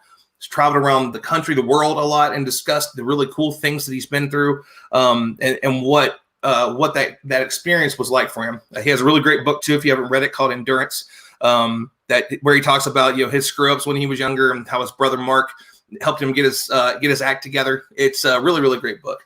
But he came on and talked about it because this is isolation in space. What we're looking at when we go on these longer trips, these long duration trips to get out to, say, go back to the moon, come back. We build the Lunar Gateway, the Mars base camp that's basically going to be kind of like this an ISS around Mars that Lockheed Martin's working on, or even being on the surface of Mars for a lengthy amount of time. Maybe it's only going to be the astronauts that go, or maybe Elon, somehow pulls this, out of the air and is able to colonize Mars. What's that going to mean for people? And we're seeing a lot of that right now with what we're dealing with. The loneliness, the being away from the things that really matter to us. What's that like? And he talked about a bit about his year in space and how that mattered, the things that he missed, how he dealt with it, how he kept in a routine where you live at home. You live where you work, you eat where you work. All these things are where you work, but they're also where you live. That's a really interesting thing to be a part of. And it was a really, really great panel with a few other people that have worked on analog missions. But one of them is called the Mars Academy USA. They go to different parts of the world, do these really cool things. But there's a lot of other ones like High Seas, MDRS, Mars Desert Research Station. So yeah, there's a lot of those out there. So we're just trying to kind of do some cool stuff and talk about the different things that are going on. Last week we talked about the idea of life on Mars, and that was Jim Green and Penelope Boston from NASA. They were really great. We're looking at a couple other Mars focused ideas in the next few weeks, and really just trying to do really cool stuff like this. What Will's done tonight is bring people together virtually, through these digital mediums to talk about space and science and all the stuff that we love, because we can still walk outside with a telescope, or we can still talk about these big ideas. Like, we don't have to be in a room with 1,000 people in front of us. 1,000 people can watch at home. Like, how many people tonight are like, I cannot wait to get out to McDonald's Observatory. I can't wait to go back because of what we get to hear from Steven tonight. So, yeah. Exactly, man. Yeah, and that's the thing. That's the one good thing, I guess, that's come from all this quarantining that we've all kind of had to do is we've had to adapt, and humans are really good at adapting and overcoming the issues. And we've done a really good job, I feel like, with this particular issue. We've dealt with it as a species, and we are dealing with it as a species. And so that's good to see. And stuff like this is just kind of, it was already there. Technology was already there, but we're being forced kind of to use it, in this kind of medium, which is kind of cool. It's the one, I guess, silver lining that we can have from all this maybe is that, we are as far apart as we are physically right now. Maybe this is the time in history where we've been the closest together. I don't know. Maybe that's true in some cases and not true in others, but I've been on the phone recently with so many people, and that's the most I've ever been on the phone in my life, so there's that, I guess. Yeah, and I think we're hearing from a lot of people we haven't heard from in a long time. I believe it was Loretta Whitesides, who is one of the people that's behind Yuri's Night, said, there's no reason for us to be socially distant. We should be physically distant, but socially connected. Like, this is the best time for you to catch up with the people you haven't talked to in a while. Message them, email them, and do this. And the really cool thing is that there's a lot of people that would not have taken the time to get to learn these platforms to be able to figure out how to do this. And now, almost everybody knows how to call their grandmother or their grandmother knows how to answer a call on Zoom or, Facebook or whatever it is. And it's the same thing with kids and people on other sides of the world. This is a tremendous thing. And we can connect with each other instantaneously with somebody on the other side of the world. I went to Nepal some years ago. 3:00 in the morning, I get, good morning. But I'm like, I'm asleep, but it's great to hear from you. I'll talk to you at your 2:00 in the morning. So it's this incredible, we do have this amazing thing. Can you imagine what it would be like if we didn't have Netflix and YouTube and these abilities to speak with each other right now? What if this would have hit 30 years ago? What if this would have hit, in 1992? It would have been maybe a little scarier. But now we've got this ability to do these things, and you can do so much online. You can learn so much online. You can be a part of so many different things. These the virtual happy hours are a blast. They're fun to do board games and stuff. We're figuring out ways to get around it. It's what is it? The necessity. What is it?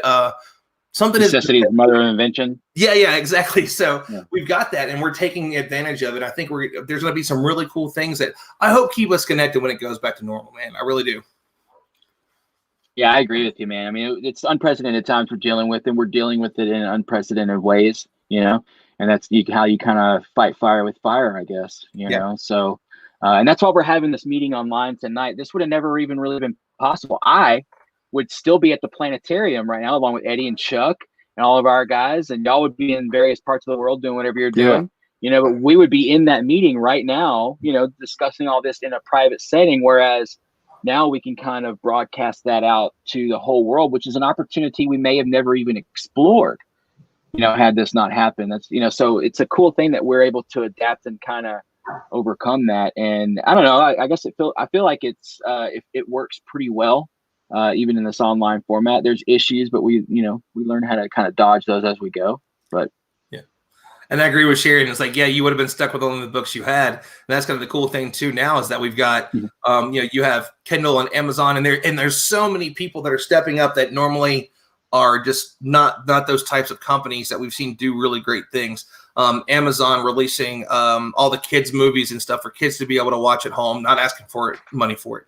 All these concerts that people are doing. Lady Gaga just did this amazing thing, raising like $35 million, and got another $10 and said, you know what? We'll wait for my album. We'll put that on hold. Let's just do this free concert for everybody. There's no reason you should have to pay for it or donate it. You're the ones that are struggling. We should get it from these people. And it's amazing, man. There's always a new thing. And for me, as this being space and science are my passion, but this is the way that I get to share it is through the digital media, doing social media and sharing it in this way.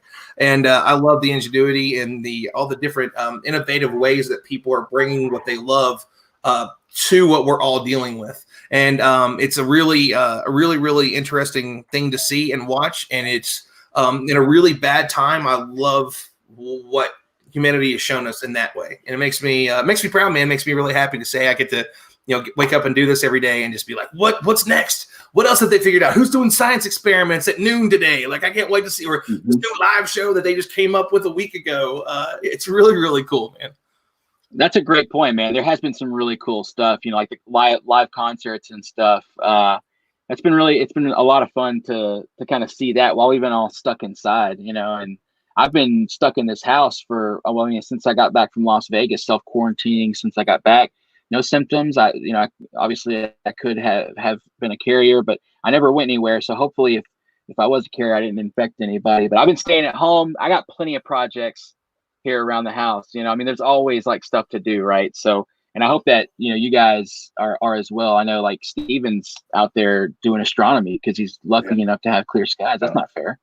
Actually, it's super funny. It hasn't been clear in a while. It's clear here, but it's getting ready to start snowing. Yeah. See, Ron lives at the base of the Rockies, so he deals with all that fun stuff all the time. So that's but that's the way it goes. I mean, you got to live somewhere, and the Rockies aren't really exactly something ugly to look at. So I guess you deal with the issues of it. We did have some questions coming in. I want to get to some of those before we get too late here in the broadcast. And I think I answered this one correctly, but Lonnie Mosley wanted to know, Stephen, what the light pollution program you were using. Yes. You're correct. Light pollution map.info was what I was using. For some reason, when I was trying to use it while live streaming, it kept freezing up, but usually it works pretty well. But yeah, the data there can be adjusted so you can see it by year with the VIRS, VIIRS satellite. Actually, it's the instrument on a satellite. Which is very useful. It's very useful, and so that's one of my favorites. Absolutely. There's got a picture of me there. Is that me? Oh, it is me. Wow. I have definitely. There is proof that I have been to this location. That's for sure. And I think Eddie actually took this picture. Was this one of yours, Eddie? I think I could find mine there. Yeah, was that last fall? I guess y'all came up. I think. Yeah. Well, no, it was July 4th that Eddie and I came up. That's right. Yeah. 4th of July. That was it. We spent some time on the 32-inch. 36-inch, yeah. 36. Yeah, 36. That was a great Which was an night. incredible night. Yeah, we only got like half a night due to clouds and stuff like that, but that was a lot of fun. And Eddie and I and Steven, we hung out on the mountain, just doing some astronomy. I actually got a really cool picture of all three of us that I found the other day, and I was like, man, I need to post that. And then I did other stuff, and I forgot to post it again. But I should edit that up because it's really cool. It's almost like we're a band. It's like a moody picture, and we're all standing out in front of the observatory with red lights, and I'm kind of blurry because I moved a little bit. So it's kind of cool, man. I should definitely post that up because that's we are kind of like a space band of dudes. So whatever. But yeah, so that's a cool picture there, Eddie. Thanks for showing that. Let's see, we got a couple of more. I'll flip to one real quick if I can. If you mind, Will, I just want to throw one in because I love this photo. Just real quick, I love this one. Absolutely. 1 sec, hold on. My buddy did this whenever we were out there at McDonald's. I just love that image, man. Oh, hold on, wait. Went to the wrong one. Nope. Yeah. For the A2, man, like it was just beautiful. You can see me here in the corner. Just look at me, like right there, staring in awe, just loving it. Yeah, it's an amazing. Steven took us through one night when we were supposed to be on the 36. The clouds were in. Yeah. We just hung out in the 82 with an actual astronomer, not an amateur astronomer, like an actual astronomer. And her job was to validate like asteroid information, and that's what she would have been doing that night had there not been clouds. But they were bored, and so Stephen took us over, and we actually got to hang out with her. I forget her name, Stephen. Can you remind me of her name? Judith Gregory Rice, Ries. Rice. Judith, yeah, Judith. I remember it. Yeah. I remember it with a J, yeah. And she was super cool. I mean, her job, y'all, is to study asteroids and make sure everything's cool. That's what she does. I would consider that an amazing hobby. If I got paid for that, you'd never see me again. So that's Michael kind of Bay hates her. Just he's fuming like, I want a sequel. Yeah, that was a fun night. Yeah. That was, man. And thank you so much again for taking us around and introducing us to all those people and stuff. That was no problem. That's what I love to do. absolutely. So Lonnie had a question. He said, share your info on how anyone can get your live feeds on the moon. With those, I do those straight off my cell phone. So really the only place I broadcast right now, and this could change in the future, but is Facebook. So you'll want to go to Deep Sky Dude on Facebook. That's my personal Facebook page. I broadcast whenever the sky is clear and the moon is out. I'll put my telescope on it. And with this camera right here, I can put it where your eyeball normally goes on a telescope, so you're looking at it and you just do that. And I can broadcast the moon very basically, but the detail you get is actually amazing. So check me out on Deep Sky Dude if that's something you're interested in. I'd love to have y'all join the live streams. They're a lot of fun. George says, bummer, had my scope up, but here come the clouds of the Clan McClouds. That's how it always goes, isn't it? Always dealing with the clouds. Kat said, we're all under the same sky, dealing with the same issues earlier. Highlighted comment. That's a great way to put it, because we all are under the same sky, and there's no coronavirus in space that we know of. So space is safe. Yeah, not yet. There might be now. Astronauts just launched this morning, and who knows? I saw that. Yeah. They absolutely fine. They're always quarantine before they left. That's right, Eddie. Yeah. But it's funny because they're not social distancing in that capsule. I mean, you ride up in a Soyuz like this, and you got your two dudes' heads like right here next to you going up to space. But they quarantine them. I'm sure they got tested too for corona before they went up. Let's see. Roger Dillon says, except some don't have clouds. That's true. We all are under the same sky, but we don't all get clear skies. Sharon says, and you would be stuck with the only books you had. I got that one. Sorry, I'm just going through some of these, make sure we don't miss anybody. Camilla Tex says, I have a ton of books I want to read. Yeah, you can see this is some of my wife's collection, but over here is my section, and there's all the books over there I haven't read yet. I bought them, but then I promptly stuck them on a shelf, never to look at them again, which is stupid. But I have a bunch of books. If the internet went down, I'll be right over there. Let's see. Adam says, quite right, Sharon, very limited. Kyle Overturf, who is a past VP, right, for vice president for the Astronomical Society of Southeast Texas. I forgot to mention that earlier, Kyle. Sorry about that. But Ron's passion is inspiring, and I agree. If nothing else, if Ron does nothing else than inspire 10 of the next generation of space nerds, I know that he'd be happy with that and would die with a smile on his face, because I know Ron's heart, and his heart is to share this amazing thing that we all share. And I know I'm speaking for you, Ron, but feel free to chime in on that. No, he's absolutely right, man. I love what I get to do. I've often said I want to see the camera footage whenever I'm at the museum. And as I'm walking around, I want to see it whenever I walk through and I hear kids going, wow, or they're just losing it for all the cool things that they get to see for the first time. And you can almost like feel it in the room that these kids are falling in love with space, possibly for the first time, not realizing that, that they're so close to dark skies, and that there's a really amazing astronomical society here, and that we've got Rocky Mountain Star Stare is right up the road from us. So there's a lot of really cool things that we have right here for them, and to be that thing. And we have so many hundreds of students that come in all the time, and it's I just know that I walk through it like grinning all the time, because I feel my cheeks get sore because of just how fun it's just so great. Yeah. At those kind of events, your cheeks get sore, your voice gets hoarse, because you're saying the same things over. Here's Saturn, and Saturn is 900 billion light year, whatever. So it's like kind of saying the same stuff. But and Steven knows that game too. I mean, when you do outreach for the biggest crowds, basically the continental United States has for an observatory, maybe besides the Griffith or somebody crazy like that, but I mean, it's insane, and you get a huge response. And so you just have to kind of deal with it one person at a time. Yeah, absolutely. It's draining, but I love it. It's like this is my dream job. I can't imagine it working anywhere else now. And working with the public is just it's so satisfying. It's so rewarding. Even if I deal with grumpy people sometimes. People, not everybody's nice, but most people are. Yeah, you get one of those every now and then, but it's totally worth it. Yeah, it's a lot of fun.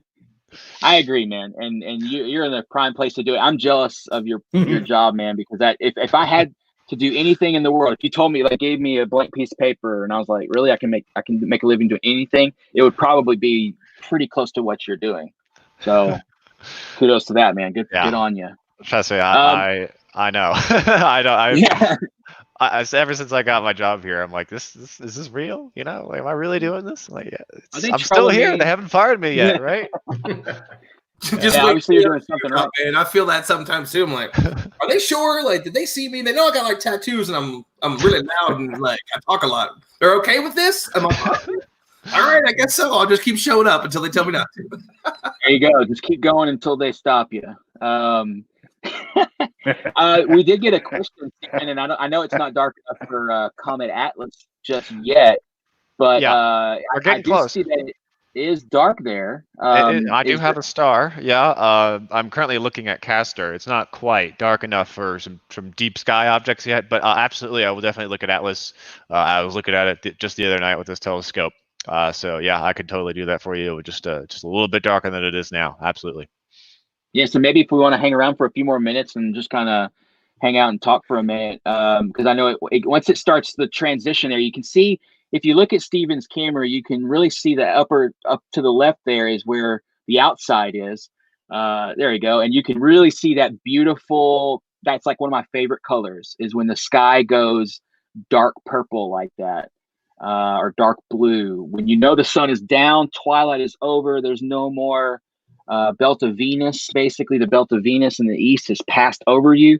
You're in the Earth's shadow now, and you're just waiting on the glow of kind of the sun to kind of go away there. I love that color, man. I haven't seen that color in far too long, man. So again, I'm jealous, Stephen. Yeah, it's a good life. His job here is just to make us all jealous. That's it. Oh yeah, I'll try to get a little bit of astronomy in your lives. Well, I'll start screen share it again here, and okay, let's see if we can get some something interesting going for you. So yeah, right now I don't really have a whole lot, but I can definitely do something relatively bright like M42, and we can slew to that. So awesome.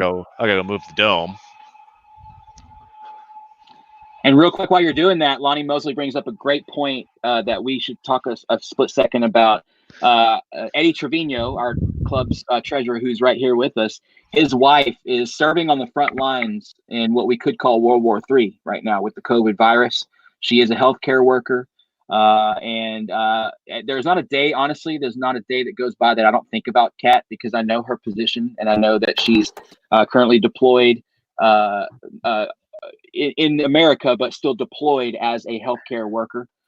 So Kat, thank you for your service. We really appreciate what you do. Yeah, come on in, Kat. Get in there real quick and let the world see your face. She's like, there she is. There's Kat. Thank you so much, Kat. There's Kat. Hi, Kat. You rock, Kat. Thank you. Absolutely. We really appreciate our servicemen and women, not only being in the military, but also being in the military in the health side. So thank you, Kat. She's awesome. Working really hard these days, Will. I'm very proud of her. Absolutely. Yeah. And Kat's so much fun at Star Parties too, because obviously she comes with Eddie. Right, he can't just leave her behind most of the time, so he brings her out. And she's a lot of fun out there with us. She follows me around everywhere, Will. Yeah, that's gonna happen. That's the way it goes, right? So we got a little view there of M42. It looks like. Look at yeah, that. a little bit. I guess it's still there despite the pandemic. It hasn't gone anywhere. Yeah, it's still not totally dark, of course, but it's mostly dark now. Yeah, it's a 20-second exposure there. Let me see if I can get a little better. So. Oh yeah, there's a trapezium. There's a core there, the trapezium. Yeah, I'm sure most of the people here are familiar with M42, the Orion Nebula, probably one of the most famous deep sky objects that's up there. Absolutely. One of the most well photographed too.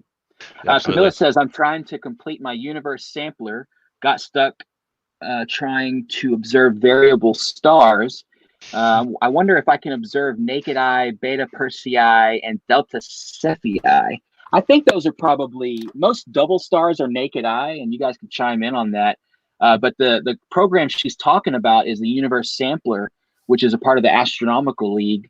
And if you're a member of the Astronomical League, either through a club like our own here in Beaumont or just a member at large, you can apply for these awards. Once you've observed all the stuff, you get a certificate and a pin, and it's a really cool accomplishment. You get your name published in a quarterly magazine, which is really cool. So Camilla, keep at it, and definitely, keep with it, and I guarantee you'll be able to do those for sure. Bill Christian wants to know, Stephen, is that the SkyX software you're using? Yes, that was the SkyX. I use it to control the telescope. I don't really actually like it to control the camera. I only did that just to get me on the target for sure and sync. Sure. But actually, for the views, I prefer, for live views like this, I prefer SharpCap, which is free. So if you've never checked it out, you should. Could I watch them at Fort Davis? Ooh. Could you do it at Fort Davis? It's certainly possible. If you were to come here, especially with if you have your own telescope, you can look at whatever you want. If a small telescope would be certainly enough. But in terms of splitting those stars naked eye, maybe. I'm not sure. I would think you'd probably need at least binoculars for the, Persei and Cephei. I think you need binoculars for most. I mean, binoculars you could probably do it, but a telescope is even better. Just more stable, a little more zoomed in. It has a little bit bigger aperture, so you can resolve smaller things. Right? Sometimes the separation of these double stars is a little smaller, so sometimes a telescope is actually the best way to go. Yeah, absolutely. Yeah. Okay, so you work at George Observatory or volunteer there, I take it, William Christian? Let's see. He is. Bill is definitely what am I trying to say? A volunteer at the George Observatory, which is over here in Houston. It's south of Houston. It's a beautiful facility. It's definitely something I think any of you Houstonites, after all this is done, when they open back up, go out there and check it out, man. You'll really enjoy it. That's a beautiful image, though, Stephen. Good grief! Look at the detail and the contrast in the clouds. Yeah, thanks. Yeah, so this is a 30-second exposure here on this one. Wow, 30-second. What are your settings here? ISO and stuff like that? Is it all? The gain is 153, which is sort of not super high, but just the effect of a big telescope and dark skies. Works wonders. And if you look at my all sky camera here, you can definitely see there's still some glow there, and Orion is over here. So a little bit darker than that, and we'll look at that comet. And it's so funny because it's not even dark yet, and look at the image you're pulling already off that thing. It's ridiculous, But there's a lot to be said about a 16-inch Ritchie Chrétien, or Chrétien, however you want to say it. Chrétien, those things are, those things are amazing, man. They really are. Yeah, it's a professional grade telescope for sure. So the image quality is pretty good. Bill says he's a volunteer on the 36-inch out at not McDonald, at Brazos Bend, which is, again, you got to check out that scope if you're ever out there. Camilla also says that those objects must be naked eye for that particular program. So Camilla, if it's naked eye, then it's definitely viewable naked eye, and it should be visible from, if not, city or suburban type areas, then rural skies for sure. I know that particular program is put on by Amelia Goldberg, I believe, the Universe Sampler. And so she'd be a good person to contact and ask if it's a challenge or not. I'm not sure that I remember looking at those, but I've definitely done double stars, and they're a lot of fun. We've got, hi there, Perth, Western Australia, checking in. What's up, BB001A? Good to have you. Nice to see Australia joining an astronomy meeting all the way from Texas, which is probably the first time that's ever happened for us, especially. So that's awesome. Thanks for joining us, BB.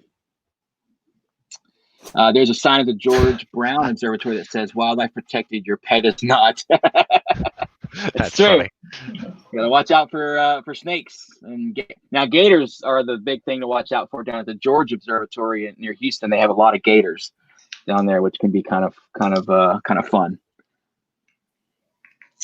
And let's see, we got some more questions here. I can almost see them from my home, but lately it's been cloudy most of the time. I live in Pasadena, Texas. Oh, cool. You're actually really close to the George Observatory. So when this all blows over, you should definitely try to make it out there, Camilla, to try to get out there for those dark skies. Even though they're not the best dark skies in the world, you still have the light from Houston and Pasadena. But it's beautiful out there, and you might even catch me out there on sometimes. I'm a George volunteer. I know Eddie Trevino is a George volunteer too. He's volunteered out there, I'm pretty sure. So a lot of us from the Beaumont Club make our way over and do that for sure. Well, she said variable stars instead of double. Sorry. Yeah. And then absolutely, you could see them. If you were from George Observatory or out here, you should be able to do it as long as it's clear, basically. Yeah. Absolutely. If you can see the constellation Perseus, you should be able to see Beta Persei. Yeah. It's in Persei, right? I mean, it's obviously the second brightest star in Perseus. It's Algol. Algol. Okay. Oh, that's easy. Yeah. Okay. I guess I wasn't putting it together with that. That's a good call, Eddie. Thank you for that. Looks like we're slewing over to something else here, huh? M46, Messier 46. This is one of my favorites. I got to move the dome here because we're looking at the wall at the moment. Which is a fun thing to look at sometimes, I guess. I've been staring at four walls for far too long now. So. I guess if you got nothing else to look at. Absolutely. But M46 is an open cluster. It's an open star cluster, which is roughly 5,400 light years away. But what's really interesting about M46 is actually not the cluster itself, which contains about 500 stars, but a nice little bonus object that happens to be within it, essentially, or nearby, which is a little planetary nebula. Kind of, it's going to be at the top part of the frame here. Let me kind of just scoot it over a bit, and we can set it up. Yeah, very cool. I mean, we had a little discussion earlier about planetary nebulas, so it would be very cool to see one in its own environment in the wild. Yes, the real thing. Yeah, you can see as a ghostly little Cheerio thing up top here. There you go. There. So, if you're familiar with planetary nebulae, if you're an amateur astronomer, odds are you've seen the Ring Nebula, and it is, of course, very famous for being ring-shaped. But I think this is even more of a ring. This is clearly the epitome of a space donut. Absolutely. So that is the outer layers of a star kind of been cast off into space. And this is in the foreground. So all these other stars are 5,400 light years away, but this planetary nebula is about 3,000 light years away. So it's kind of just happens to be in the field of view, and it makes a nice comparison with the rest of the stars in the cluster. Now, do we know, Stephen, if one of those central-ish stars in that planetary, is it visible, or is the central star in this one pretty much too faint to observe? It is too faint, I think, to observe. This is a 10-second exposure, and I don't think it's enough to bring it out. It would be right in the center, basically, but yeah, I don't think that's what we're actually seeing. I think that's just either a foreground or background star that happens to be in that little donut there. Sure. And so you're doing 10 seconds now. Is this stacking, though, or is it just an individual frame?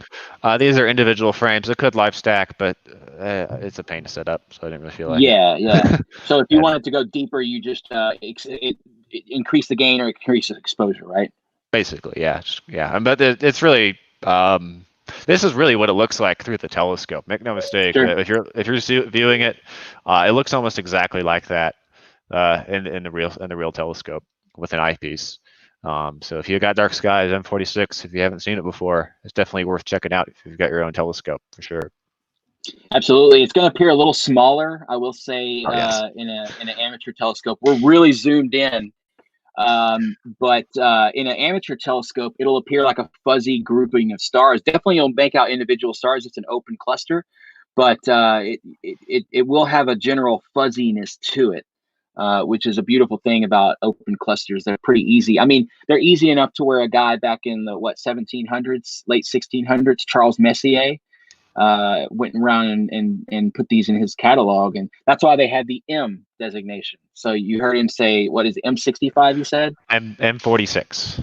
M46. I got it almost exactly backwards, but Messier 46 is the name of the object because Charles Messier, it's the 46th object Messier put in his catalog of objects, which is really cool. There we go. It's dead center, so there's no mistaking that donut, is there? That's pretty obvious. Yep. Yeah, I'm taking a longer exposure here of 30 seconds to hopefully bring it out even more. So yeah, there's actually there's another planetary in this area that happens to actually be part of the cluster, but is much dimmer, much smaller. Oh yeah. But there you go. There's that little ring there. Look at that. And as you were saying before, a lot of these planetaries happen to be along the plane of the Milky Way in the sky, just because that's where there are more stars that are within the range. So yeah, you can definitely. If you were to zoom out, you would see that this is definitely part of the Milky Way, kind of near Canis Major. It's on the outside, looking out away from the core of the Milky Way, right, toward the backside of Monasteros and stuff. Yeah, yeah. So here's the map. The green line is the horizon of the dome. So that's the horizon. That's the middle of the sky. So you can ignore this band here. It's not important. But there's Canis Major. There's Sirius, of course, the brightest star in the sky, and M46 is kind of off to his side over there. Yeah, absolutely. Over there. Yeah. All right. So we've got still just a tinge darker to go. There's ignore that. That's the sky right now. Looking good. Yeah. Yeah. And yeah, there are no clouds at all. Objects not to look at if you're looking for comets. Yes. Yeah, that's what Charles Messier list exactly was. Yeah. Yeah. If you want to look for stuff that isn't comets, this is the list to look at. That's right. yeah. So apparently we're not supposed to. And it's funny because it's almost ironic that that's what he's known for. Charles Messier is known for a list of things he didn't ever want to look at again. Mm-hmm. So it's pretty funny. At least that's how it started. I think it kind of started to pat it, later. The Pleiades and stuff. Yeah, right. No one's going to think that's a comet.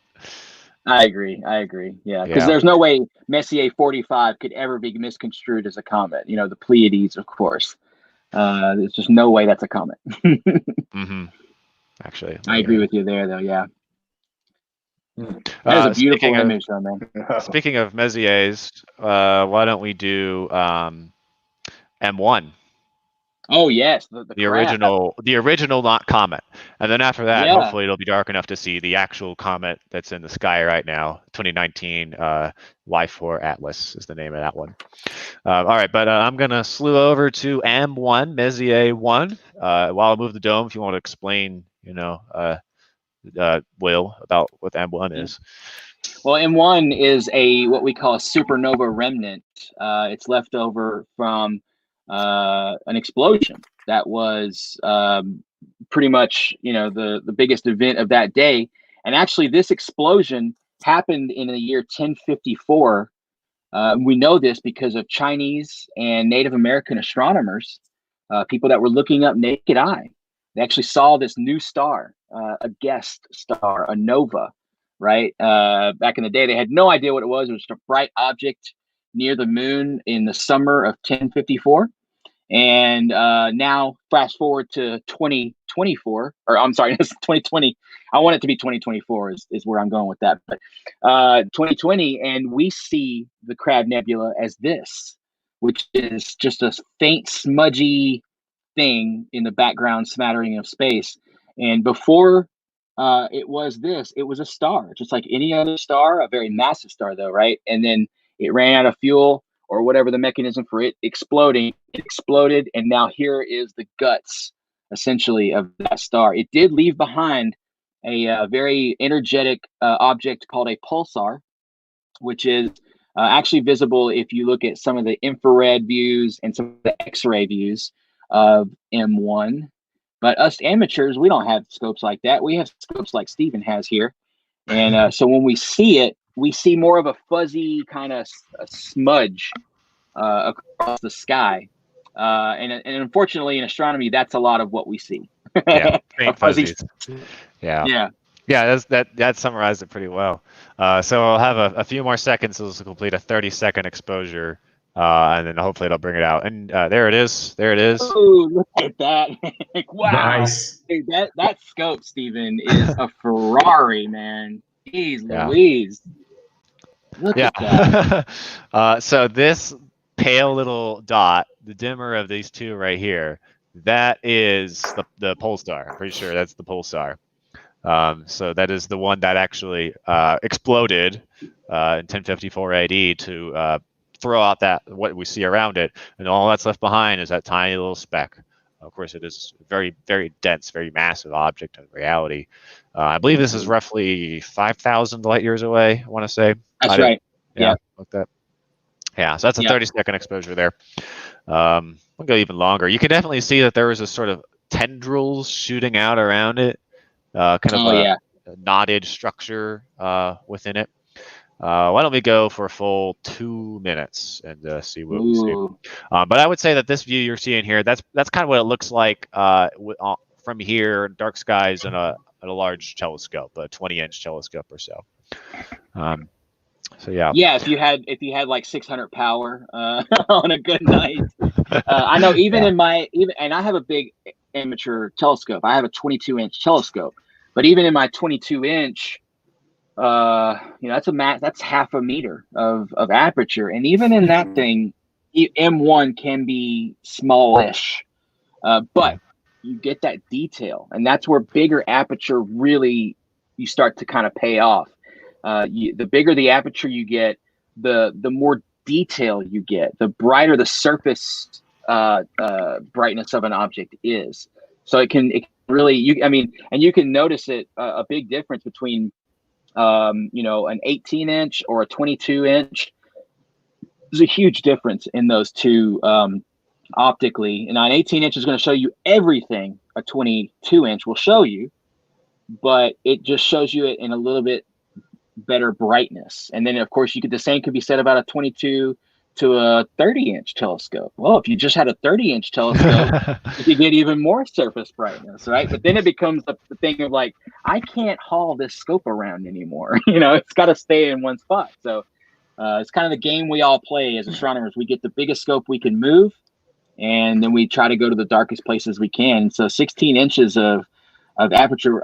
Steven, what's the focal length on this telescope? It's got to be thousands of millimeters. Yeah, it's f9, so it's 3,610 millimeters, but I have a reducer, so it's more like 3,000, or just about 3 meters, roughly, is the effective focal length right now. Wow. It's a relatively small sensor. There we go. Okay, so we set that. There, now you can definitely see, the filaments in there. Yeah. Are you utilizing any kind of filter? No. I'm sorry. It's a green filter. This is green light. And the only reason for that is because I have the red lights in the dome. As a matter of fact, since you're not even looking at me on the camera anymore, I'm just going to turn all the lights off, and I'll switch to a luminance filter, and then I'll make everything brighter. Oh, cool. Yeah. So, and what he's doing there, for those of y'all that may not be too familiar with how filters work, basically with a camera that only shoots black and white, if you wanted a color image, all you'd have to do is shoot green, red, and blue with the luminance, which is just the light, like he's about to show us. And you could even shoot into other frequencies of light, like narrowband and things like that. But for a color picture, you need LRGB, right? Luminance, green, red, and blue. And so what Steven would have to do in that scenario is take, let's say, 15 exposures at 3 minutes in the green, and then 15 of the same exposures at the same time in the blue, and then go to the green, and then the luminance. And then you take all those pictures, you combine them in a software, and with some Photoshop trickery, you get these colorful nebulas. Now, you can buy a color camera. There's advantages and disadvantages there. But with a monochrome camera, you really get impressive detail because you're not putting a color mask on top of those sensors, if I'm explaining that correctly. That's correct. Yeah. In other words, every pixel is utilizing the full spectrum of visible light on this camera, whereas a color camera, each pixel could only be reserved for green, or another pixel would be red, another would be blue. So many times the sensitivity of a color camera. All right, so that's a pretty good view of M1. I think we've studied M1 hard enough, and it's well and dark now. So here's my all sky camera here. Come on, there it is. So we've reached darkness. It's pretty dark. Just a little bit of glow over there towards Venus. There is Orion. So I'm going to look up the coordinates of that comet. And I see someone else wanted to look at the Eskimo. We could do that one after this. Oh yeah, Lonnie Mosley loves the Eskimo Nebula. Yeah, I like it too. It's a good one. I wish I had a better name, but that's only been a problem in the last few years. But yes, it should. There's probably a few other ones we could change too while we're at it, like the Fetus Nebula. Like we should probably not. You know. Yeah. There's the RA and deck. Sky Safari lists the Eskimo Nebula. I've got it. Yeah. Clown Face Nebula. Yes, clown I've face? seen that. Okay. It's no better to me. I hate clowns, so like you know. Yeah, there's not much better with clowns. Yeah. So he's gonna slew over to. Are we going to the comet or are we going to the Eskimo first? Let's do the comet. Okay. Let's see if your RA and deck corresponds with my RA and deck here. The RA and deck is right ascension and declination. And so that's basically like latitude and longitude on the sky for us astronomers, and that's how we kind of find things. Does that match up with what you got? I got 6 hours, 50 minutes, 33 seconds, and then deck plus 67 degrees, 0, 23, 28.3, sorry. 0, 20. I think yours is more up to date. Well, yeah, this is coming straight from Sky Safari Pro, so this could be wildly off or it could be awesomely accurate. I was pulling mine off of the Sky Now or something. I don't remember what it was. Where is it? Okay. Well, Sky it could Live. be. I don't Gotcha. know. It could be more accurate. That's the thing is sometimes Sky Safari is a bit off. I mean, it's a a mid-range app, I guess you could say, as far as it's not like the Sky X, but it's definitely not Stellarium either. It should be in the field of view at least anyway. We'll find it. I'll move the dome here. Spencer, I think came up with a better name for it than any of us have proposed yet. The Kenny Nebula. For those of y'all that watch South Park. I like that. Yeah, I'm gonna use that. Yeah, there we go. And that's what we'll call it from now on. How about that? Okay, so let me see where your telescope is to see if it looks the same. Yeah, it's about right near Auriga. And in that general area, the tip of the Ursa Major. That's where I'm seeing it. Low in the sky right now. For us, Eddie, yeah. It's sort of low. Yeah. Okay. I'm gonna do a slew. How do I do a closed loop slew to this? Normally we do our Beaumont astronomy meetings about 2 hours, but since we're here doing this what we're doing here, we're going to go for a little bit extra tonight. And for those of y'all that can stick with us for a few extra minutes, please do. If you want to catch it on a re-upload, this should all be available for perpetuity. It should be on Facebook and YouTube forever. So if you miss a part and you want to go back, you can always go back.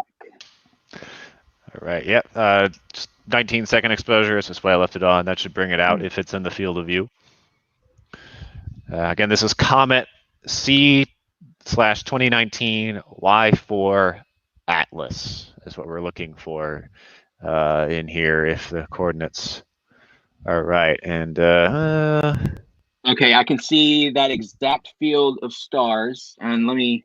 Is that it there? Is it upside down? Yes. Yeah. Or maybe that's it over. I don't know. So, okay, Stephen, what I'm showing is that line of stars that makes a worm right there, middle left. Yeah. It should be above the brightest star. Now, that's what I'm showing in Sky Safari for right now. It should be above that line of stars. I believe that is this line. Okay. Of course, that top one could have been it, though. I don't know. Probably. I think you would see more detail. I was looking at it the other night, and I could see more of a, a coma around it. Yeah, like a It's had a nice, beautiful blue-green color, though. But from what I've been hearing from people who have been watching this and actually having clear skies, is that it's been breaking up, or it's been, it's decreasing in brightness a little bit. Yes, that is true, and I have noticed that in the past few days it has gotten dimmer than it has been. Yeah, it was magnitude 8 or so, and now it's about magnitude 9.2 or something. However, fewer and fewer telescopes in the world to observe these things. I'm kind of worried how accurate these measurements are. That's true. Yeah. Again, I did get this from Sky Safari Pro, so it could be in a different spot. Although, usually with Sky Safari, I'm pretty pleased with asteroid and comet, spotting. It's usually pretty good. Yeah. Let me confirm that that's the star field we're looking at here, Stephen. I want to make sure that.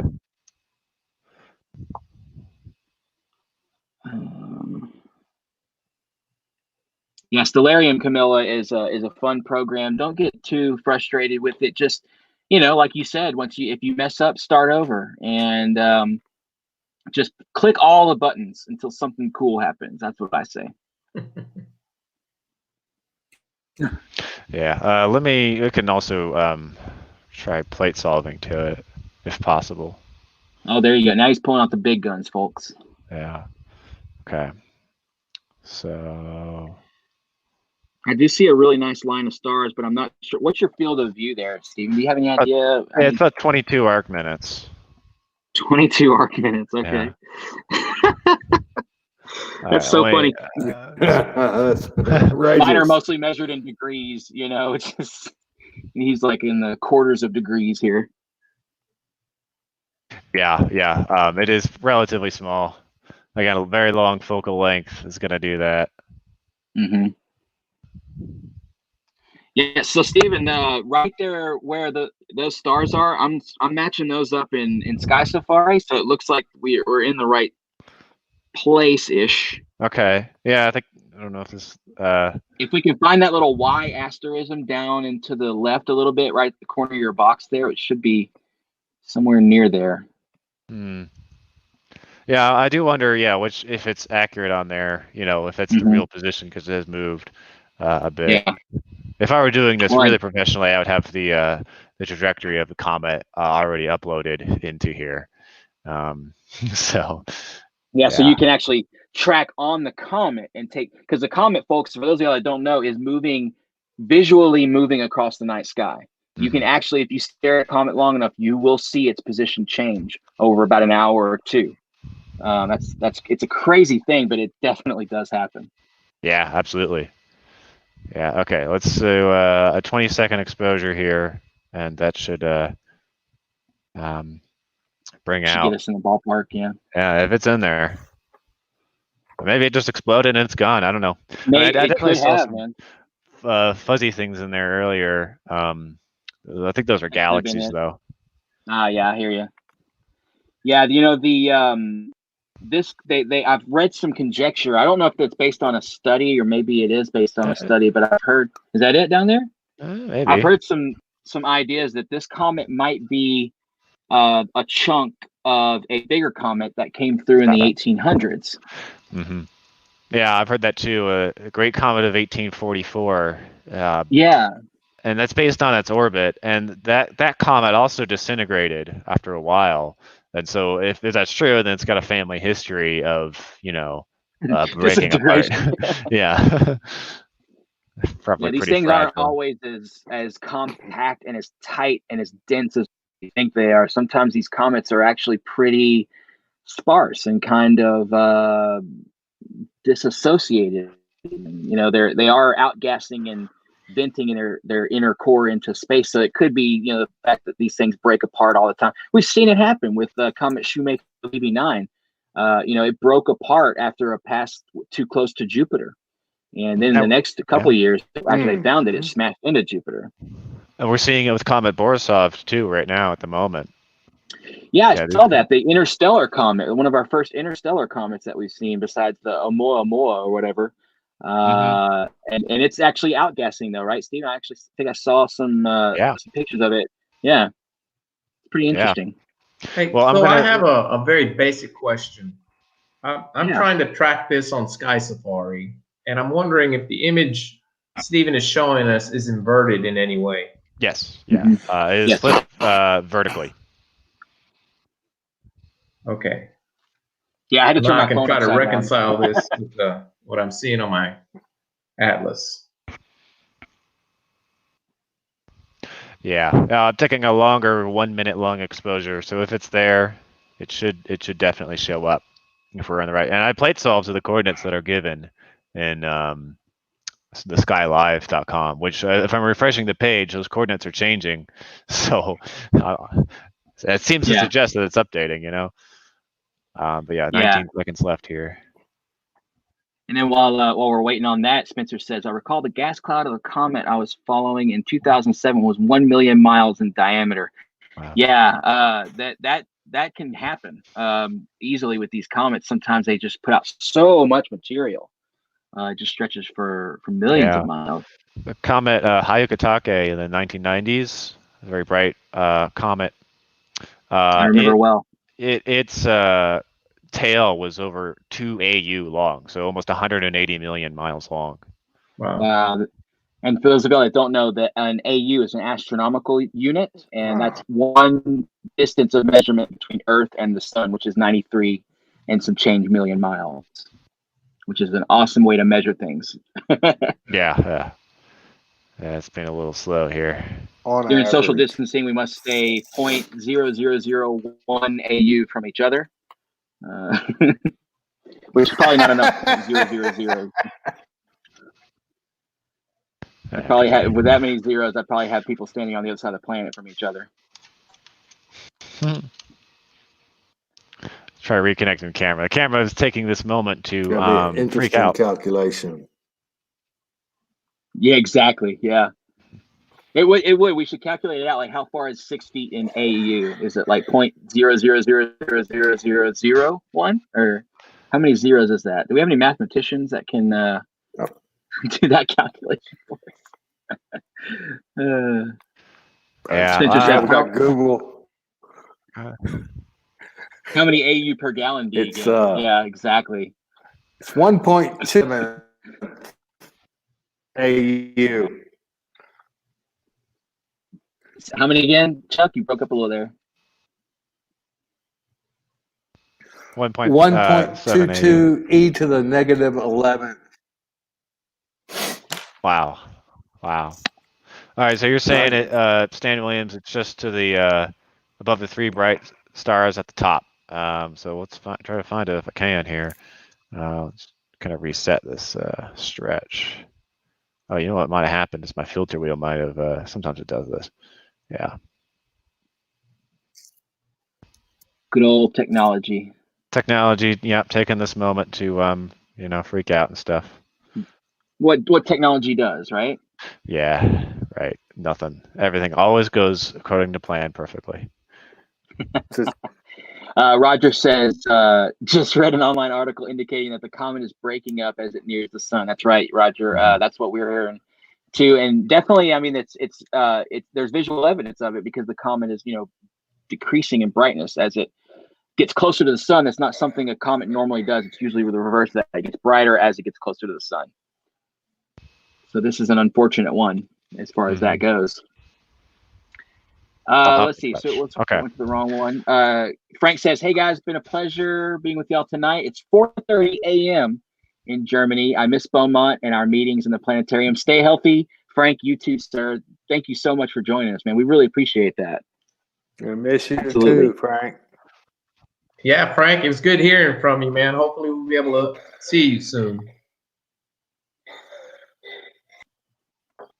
Stan Williams says, "And up a touch." Up a touch. Okay. Let's do it this way. Let's disconnect from there. I prefer this. There we go. It's responding just fine. Don't give me that. Yeah. And y'all, All y'all right. can, some of y'all that don't do astrophotography can kind of see how complicated some of this stuff is. But at the same time, if you do it long enough, it becomes second nature for sure. Steven knows what he's doing here. Yeah, sort of. Yeah. Yeah, comets can be tough. Either if the telescope doesn't get it right away, and you have a really narrow field of view, it's a chore to find it. That's right.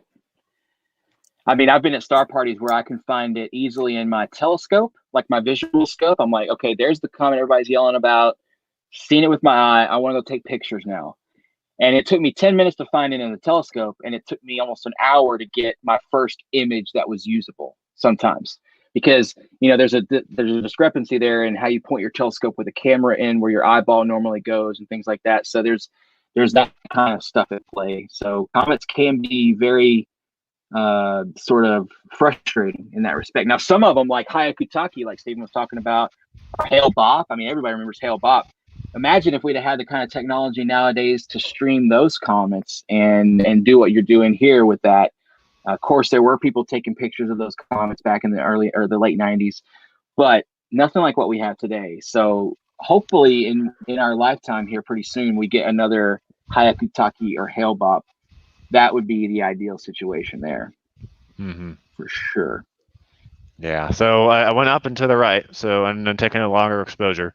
See if it's one of these smudges in here. There you go. And our good friend Lisa Stewart, who is a longtime asset member and good friend of the club. So glad I got to enjoy an asset meeting again. Good night from Fort Hood. Good night, Lisa. Thank you for joining good night, us. Lisa. Neighbor. Yeah, they're right up there together. That's awesome. Good to have you, Lisa. Oh, look at that nice little satellite that just made an appearance there. Yep. So there is an elongated smudge, but that's in coma. Yeah. We asked if we have any planets up tonight. We only really have Venus, unfortunately, at the moment. There's just Venus right now. Hey, we've got some nice planets in the early morning sky coming up a little later this month. That's true. There was an article in Sky and Telescope. Yeah, earlier in the morning sky, we had a nice conjunction between Mars and Jupiter and Saturn, all right next to each other. Hey, Stephen. Nice. Yeah. If you move it off to the right, there was something bright and fuzzy off to the right. I'm wondering if that was. Yeah, you saw that too. Yeah. I think you found it, dude. I think you found it. I think I see the nucleus. You see that fuzzy thing coming in just right there under that. Right there. I think you found it, dude. Nice job. I think you're right. Yeah. It took me a while, but. Well, I was wondering because I was like, "There's no way that's a bright star." Because I'm looking on my screen here at home and on Sky Safari, and I'm like, "There's no bright stars. What is that bright thing over there?" And then, and then when you changed it back, it was a smudge. So I think we may have stumbled upon our hidden comet here. Yeah, I'm speeding up the elusive atlas. The elusive. Yeah, very acid. Yeah, that's definitely it right there. Yeah, so it's only 3 seconds. Awesome. So let me go a little bit longer than that. Yeah, let's get 9 some. seconds, Get some comet action here, and then maybe we can do one more, Stephen. We'll call it a night from there, so you can go about your evening. I don't want to take up too much of y'all's time here, but this is so much fun. Yeah, that's definitely it. You could definitely see the nucleus is elongated. That's almost twice as long as it was. Oh. And there's no nucleus. Yeah, it's gone. It used to be stellar. Yeah. Well, I could see a coma around it earlier. I'll do 20 seconds this time. So it's definitely changed shape for sure. I looked at it almost exactly a week ago, and yeah, it is very different. And yeah, we'll come back here in 5 seconds. This exposure Aren't you will be done. guys glad we're not late? Yeah. Yeah. It should be a long broadcast. Yeah, absolutely. There is that comet. That was worth hunting for, I think. Absolutely, man. 1,000%. Look at that. Yeah. Can you get us a little closer, like zoom in the software? Yeah. Nice job. Look at how pinpoint those stars are too. That just makes me sick. They're so good. It's so good. Look at that. Even at maximum zoom, it's a beautiful image, man. Great job, Steven. Thanks. It's fantastic, man. Do 50 seconds here. Really. Spencer agrees. Hey, you want to review the specs of this telescope for those of us at That's home it. that want to maybe remember this? This is a 16-inch RCOS, which you can see in optical systems, f9, with optics are built to 1/40th wave, which is if you know anything about optics, that's overkill. That's way more than it is even necessary for the best view. And it's aluminum coating with a overcoat. It's a carbon fiber tube. In the I'm using a reducer, so it's it's operating at f6.8, I believe. There it is, and it's a Paramount ME mount, an ASI 1600 is the camera, and ZWO is the manufacturer of that. Nice. And it's a Thank you. luminance filter right now. Just with the scope and the mount, that's like $50,000 or so, maybe a little bit more, right, Stephen? I mean, the mount is 20. That's about right. Yeah. Yeah, they don't make these anymore, but that was about that much new. Bill Christian says that elongated nebula is likely the nebula that split off. Yeah, like the chunk that kind of fell off the main piece is kind of now creating its own. And almost, Stephen, I can almost make out almost faintly stellar cores, even though they're fuzzy. Yeah, it's like a Subway sandwich core instead of you a see stellar. Do you see it move in that exposure? Do you see it move from? Yeah, I didn't. I missed it. Yeah, this time when it refreshes here in 40 seconds, then look for it to move as the comet is moving in real time. It's moving that's this direction. Yeah, that's fantastic. Yeah. So I'll put my mouse kind of at the leading edge, I think, of the comet. Yeah, right there. So as a reference. So in 20 seconds, you'll see it move. I wish I could send you a screenshot, Stephen, of this asterism I'm looking at on Sky Safari Pro, because it is right in the middle of that.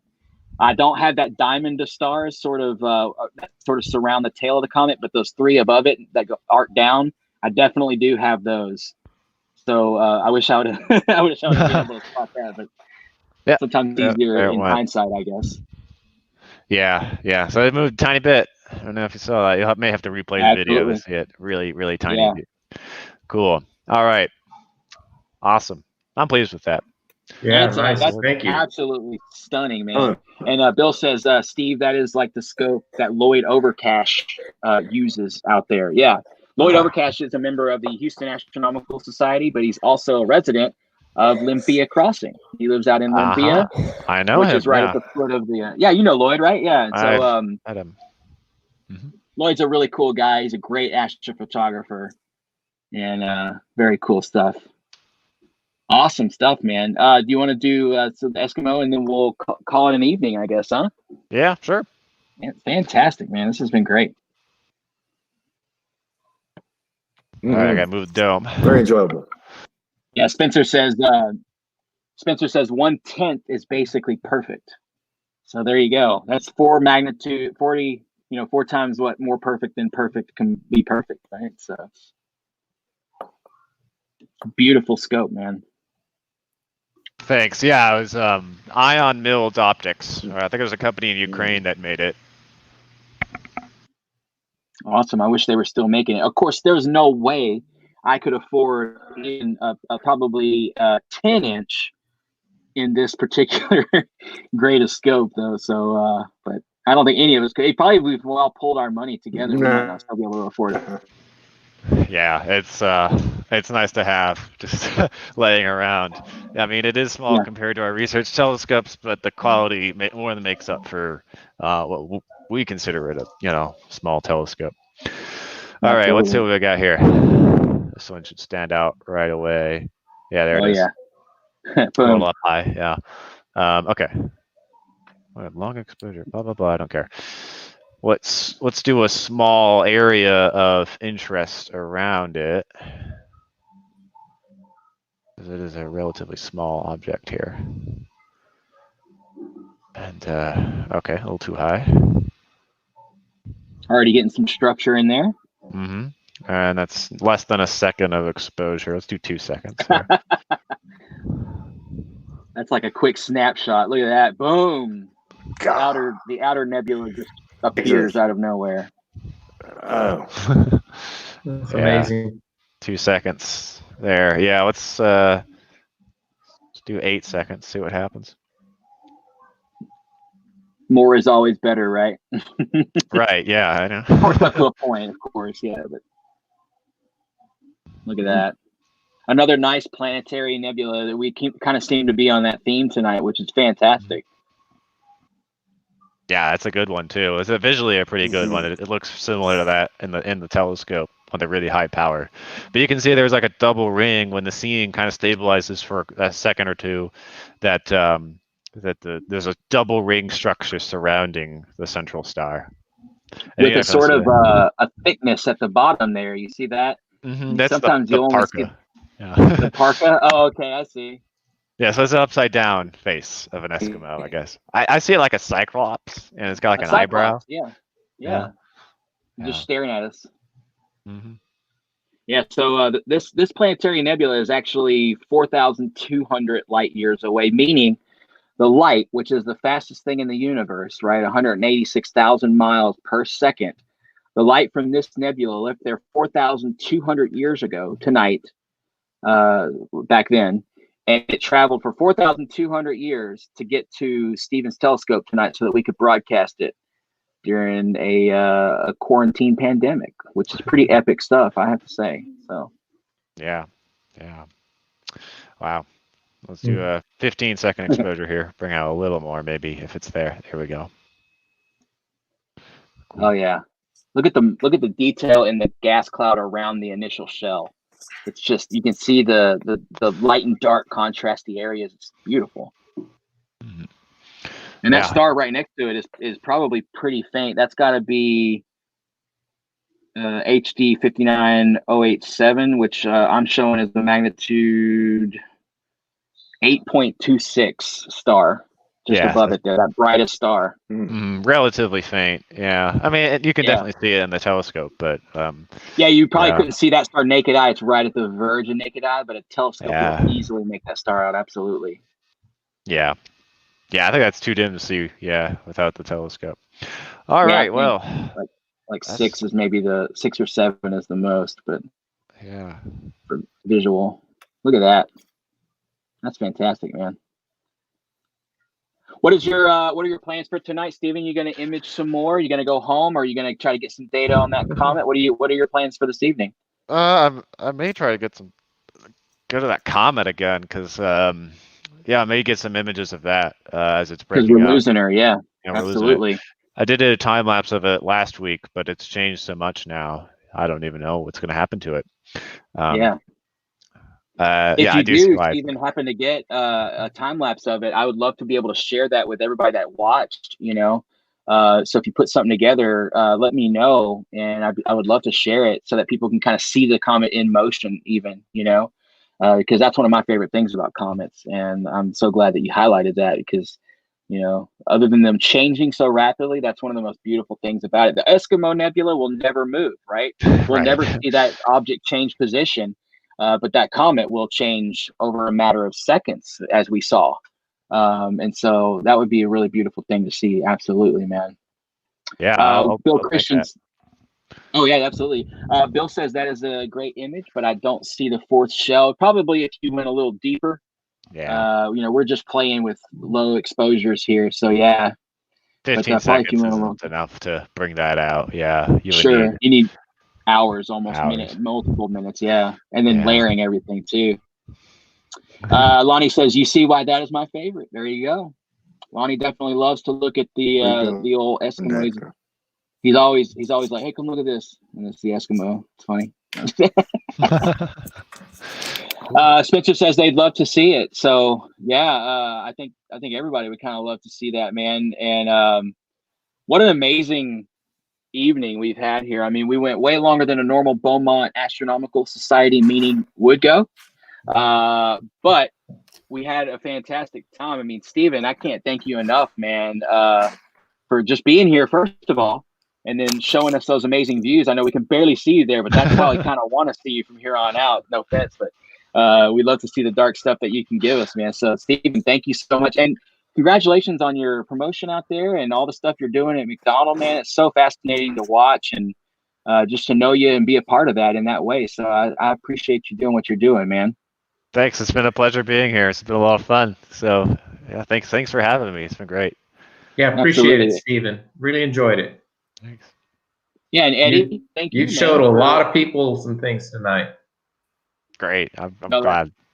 That's what I look That's for. 1,000% true. Absolutely, man. Showing people stuff they've probably never seen before, and in a way they probably never, have seen before. But Eddie, again, thank you, man, for being here as well with us as our treasurer for the Astronomical Society of Southeast Texas. You're doing a great job, obviously, and it's a lot of fun working with you on our board of directors, man. And it's always a good time to hang with Eddie. So, Eddie, thank you for being here as well. Oh, it's my pleasure. Thank you, Will. Yeah, and you did Chuck, a great job. This is nice. Oh, well, thank you, man. I appreciate that. Chuck, it's always nice to see you, Chuck. I haven't seen you in a while, so I'm glad to finally be kind of face-to-face with you. Appreciate you hanging out with us despite the slow internet in the middle of nowhere. But we love you, Chuck. Thanks for hanging out with us, man. He's trying. He's crying.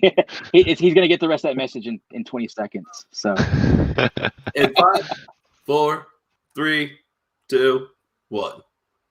Yeah, it's worth a shot.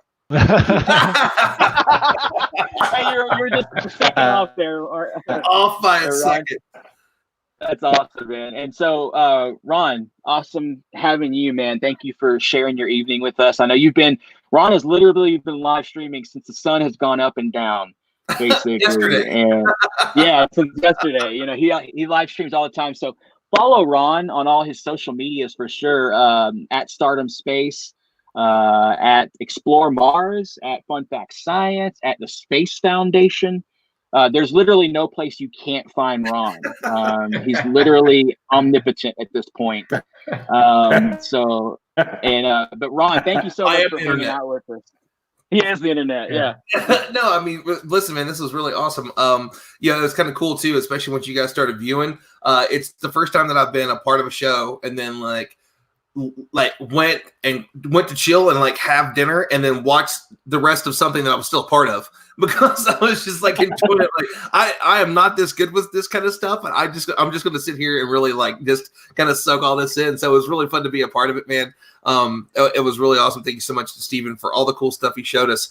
I've had an incredible night there before. I know I'm going to be able to do that a few more times. Thank you, everybody. I'm so glad I was able to be on. And if you ever want to hit me up, always check it out. I've got many more interviews and live streams and cool stuff coming up. And you may even every so often see me with Will. Hop on there with him. And he also does he does virtual star parties for us on Stardom too, which are always awesome. We always get so many great comments. So thanks for having me on, man. This has been great. Absolutely, man. And thank y'all for watching. All of y'all that hung out with us and are dropping comments. I'm trying to highlight some of those now as we're kind of winding things down. Thanks, Adam, for joining us. Thanks, Sharon. She says a great meeting. Thank you to all the presenters and Will. Thank you, Sharon, for hanging out with us. And of course, thank you for letting us use your planetarium once a month for our astronomy meetings. We will be back, we promise. So you'll have to deal with us some more, Sharon. I'm sorry, but we will be back. I know she loves hosting those meetings too. So thank you, Spencer, for joining us, man. We really appreciate you. Lonnie, of course. I'm going to try to go through some of these pretty quick. Stephen, while we're here, real quick, maybe you tell us your Instagram, at least your Instagram, where people can find you on there.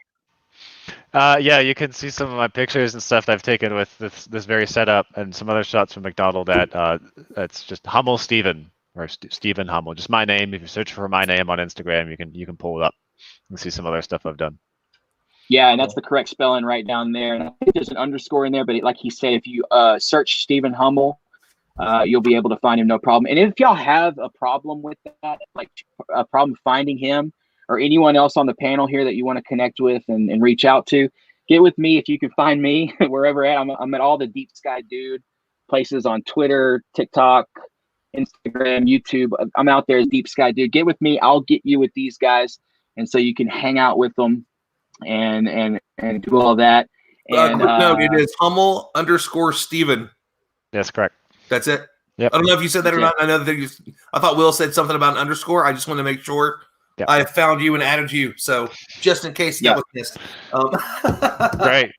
I'll follow you back. Absolutely. Yeah, and I can get you stuff, Ron, if you miss it or something. I can message it to y'all, whatever, and so we can all connect on there. Kyle says, "What an awesome evening! I really needed this. It's been way too long. Thank you, Kyle. We needed it too. I can tell you, my brother. Yeah. I've been suffering just like you, man. I've been scratching at the window, like trying to get outside to look at some stars, man. And Stephen really hit a home run tonight, showing us around just even a few objects, you know.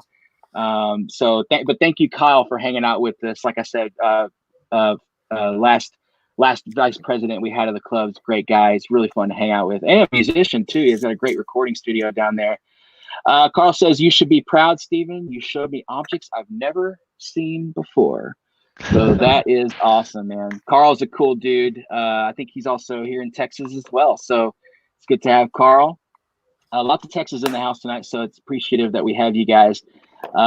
Camilla says, found you. And I'm not sure which one of us she's referring to, but she has found someone on this panel. So one of you guys got Steven. Yeah, probably so. I mean, he's the most famous, most important person on this particular feed. That's for sure. Amazing Stephen. Yeah, his Instagram is and thank you, Will. Follow. Thank you, Will, for setting this up. It really worked well. Yeah, Will. Well done. Thank you. No problem, guys. Yeah, go check him out. Sky Dude. He's also like skydude.com. Check out his music on Spotify. Follow him on Patreon. Make sure to sign up for his newsletter. He's also going to send a raven to your door and send you lunch and a new telescope. Morse code. You can find them. New programs we're working on. Yep. Got that new album coming out he's about to drop. One of the most accessible things Will does is Facebook live streaming the moon. Yeah. If it's a clear night, check your Facebook, and he's going to be live streaming the moon. Mooncast, baby. Absolutely. I appreciate you guys, y'all support. And y'all, these guys have all been my biggest supporters and friends. So I whatever Raven, yeah. He's waiting for the Raven. The Raven project. Look, I'm going to tell y'all, it's still in the works. We've got a lot of logistical problems with the Raven. You know, there's not exactly the most famous birds around right now. So we're working on it. We'll I'll post about that later. But no, thank you guys for joining, of course, and hanging out with us. This has been an incredible, unprecedented night for our club. And for me, even just to hang out with you guys and chit chat astronomy for a little while. I appreciate all you guys hanging out, and check out everybody on the panel. Get with them. Check out their social media. Check out Ron. Check out Stevens. Or if you want more information on the Astronomical Society of Southeast Texas, you can search for us on Google under that name, and you'll find us. We have Twitters, we have Facebooks, we have it all. So again, thank y'all for everyone watching. We will probably, if we have a quarantine situation going on next month at our normal club meeting time, we'll probably do this again, and we'll do it even better next time. Maybe we'll start an hour late, and we'll have Stephen back if he's bored, and maybe we'll get some. Maybe we'll just make it that we'll just observe the sky. I don't know. We'll play with some options, and I'll talk to Stephen about us bugging him some more. So that'd be fun. Again, yeah, I'm absolutely. Down. Yeah. Steven, next time we see you, you're the only one here without facial hair. gotta get the beard going, man. I keep shaving. I was tempted to not shave this whole shutdown, but then I had to keep doing Zoom meetings and stuff. It's like I look like I look too weird. Anyway, I've heard that the coronavirus can stick to your beard, so maybe we should be the ones shaving and joining Steven. I don't know. They were saying that when it first came out, it was not just that it can stick to your beard, but that whenever you wear a mask, your mask can't adhere to your face as much as it should, and it can let it in that way. I've heard that one a couple different times, or you can let it out that way if you're already infected, I should say. Yeah, let it out the sides. Yeah. So on that note, guys, stay safe out there. Everybody stay home. Keep watching live streams. Go to the grocery store if you have to. Wash your hands. Wash your hands. Don't not wash your hands. Wash your hands. We love you guys. We will see y'all either at the next club meeting or on a Facebook Live at some point. If you follow all of us crazy weirdos that do those sorts of things. We really appreciate y'all hanging out with us. We'll be back for round 2, I'm sure, in the future. y'all stay healthy, stay positive, take care of yourselves, take care of someone else while you're at it. And we'll catch y'all on the flip side, guys. Y'all have a great evening. Will, we just real quick. Will, we've got to redo that because you sound like Jerry Springer. It's like take care of yourselves and each other. I'm like, all right, woo, Jerry. That's why I said and someone else too. I had to change it. You got a little bit of a tweak there. A little bit. It's not copyright infringement if it's a little bit. Bye, guys. Y'all have a great evening. Good night.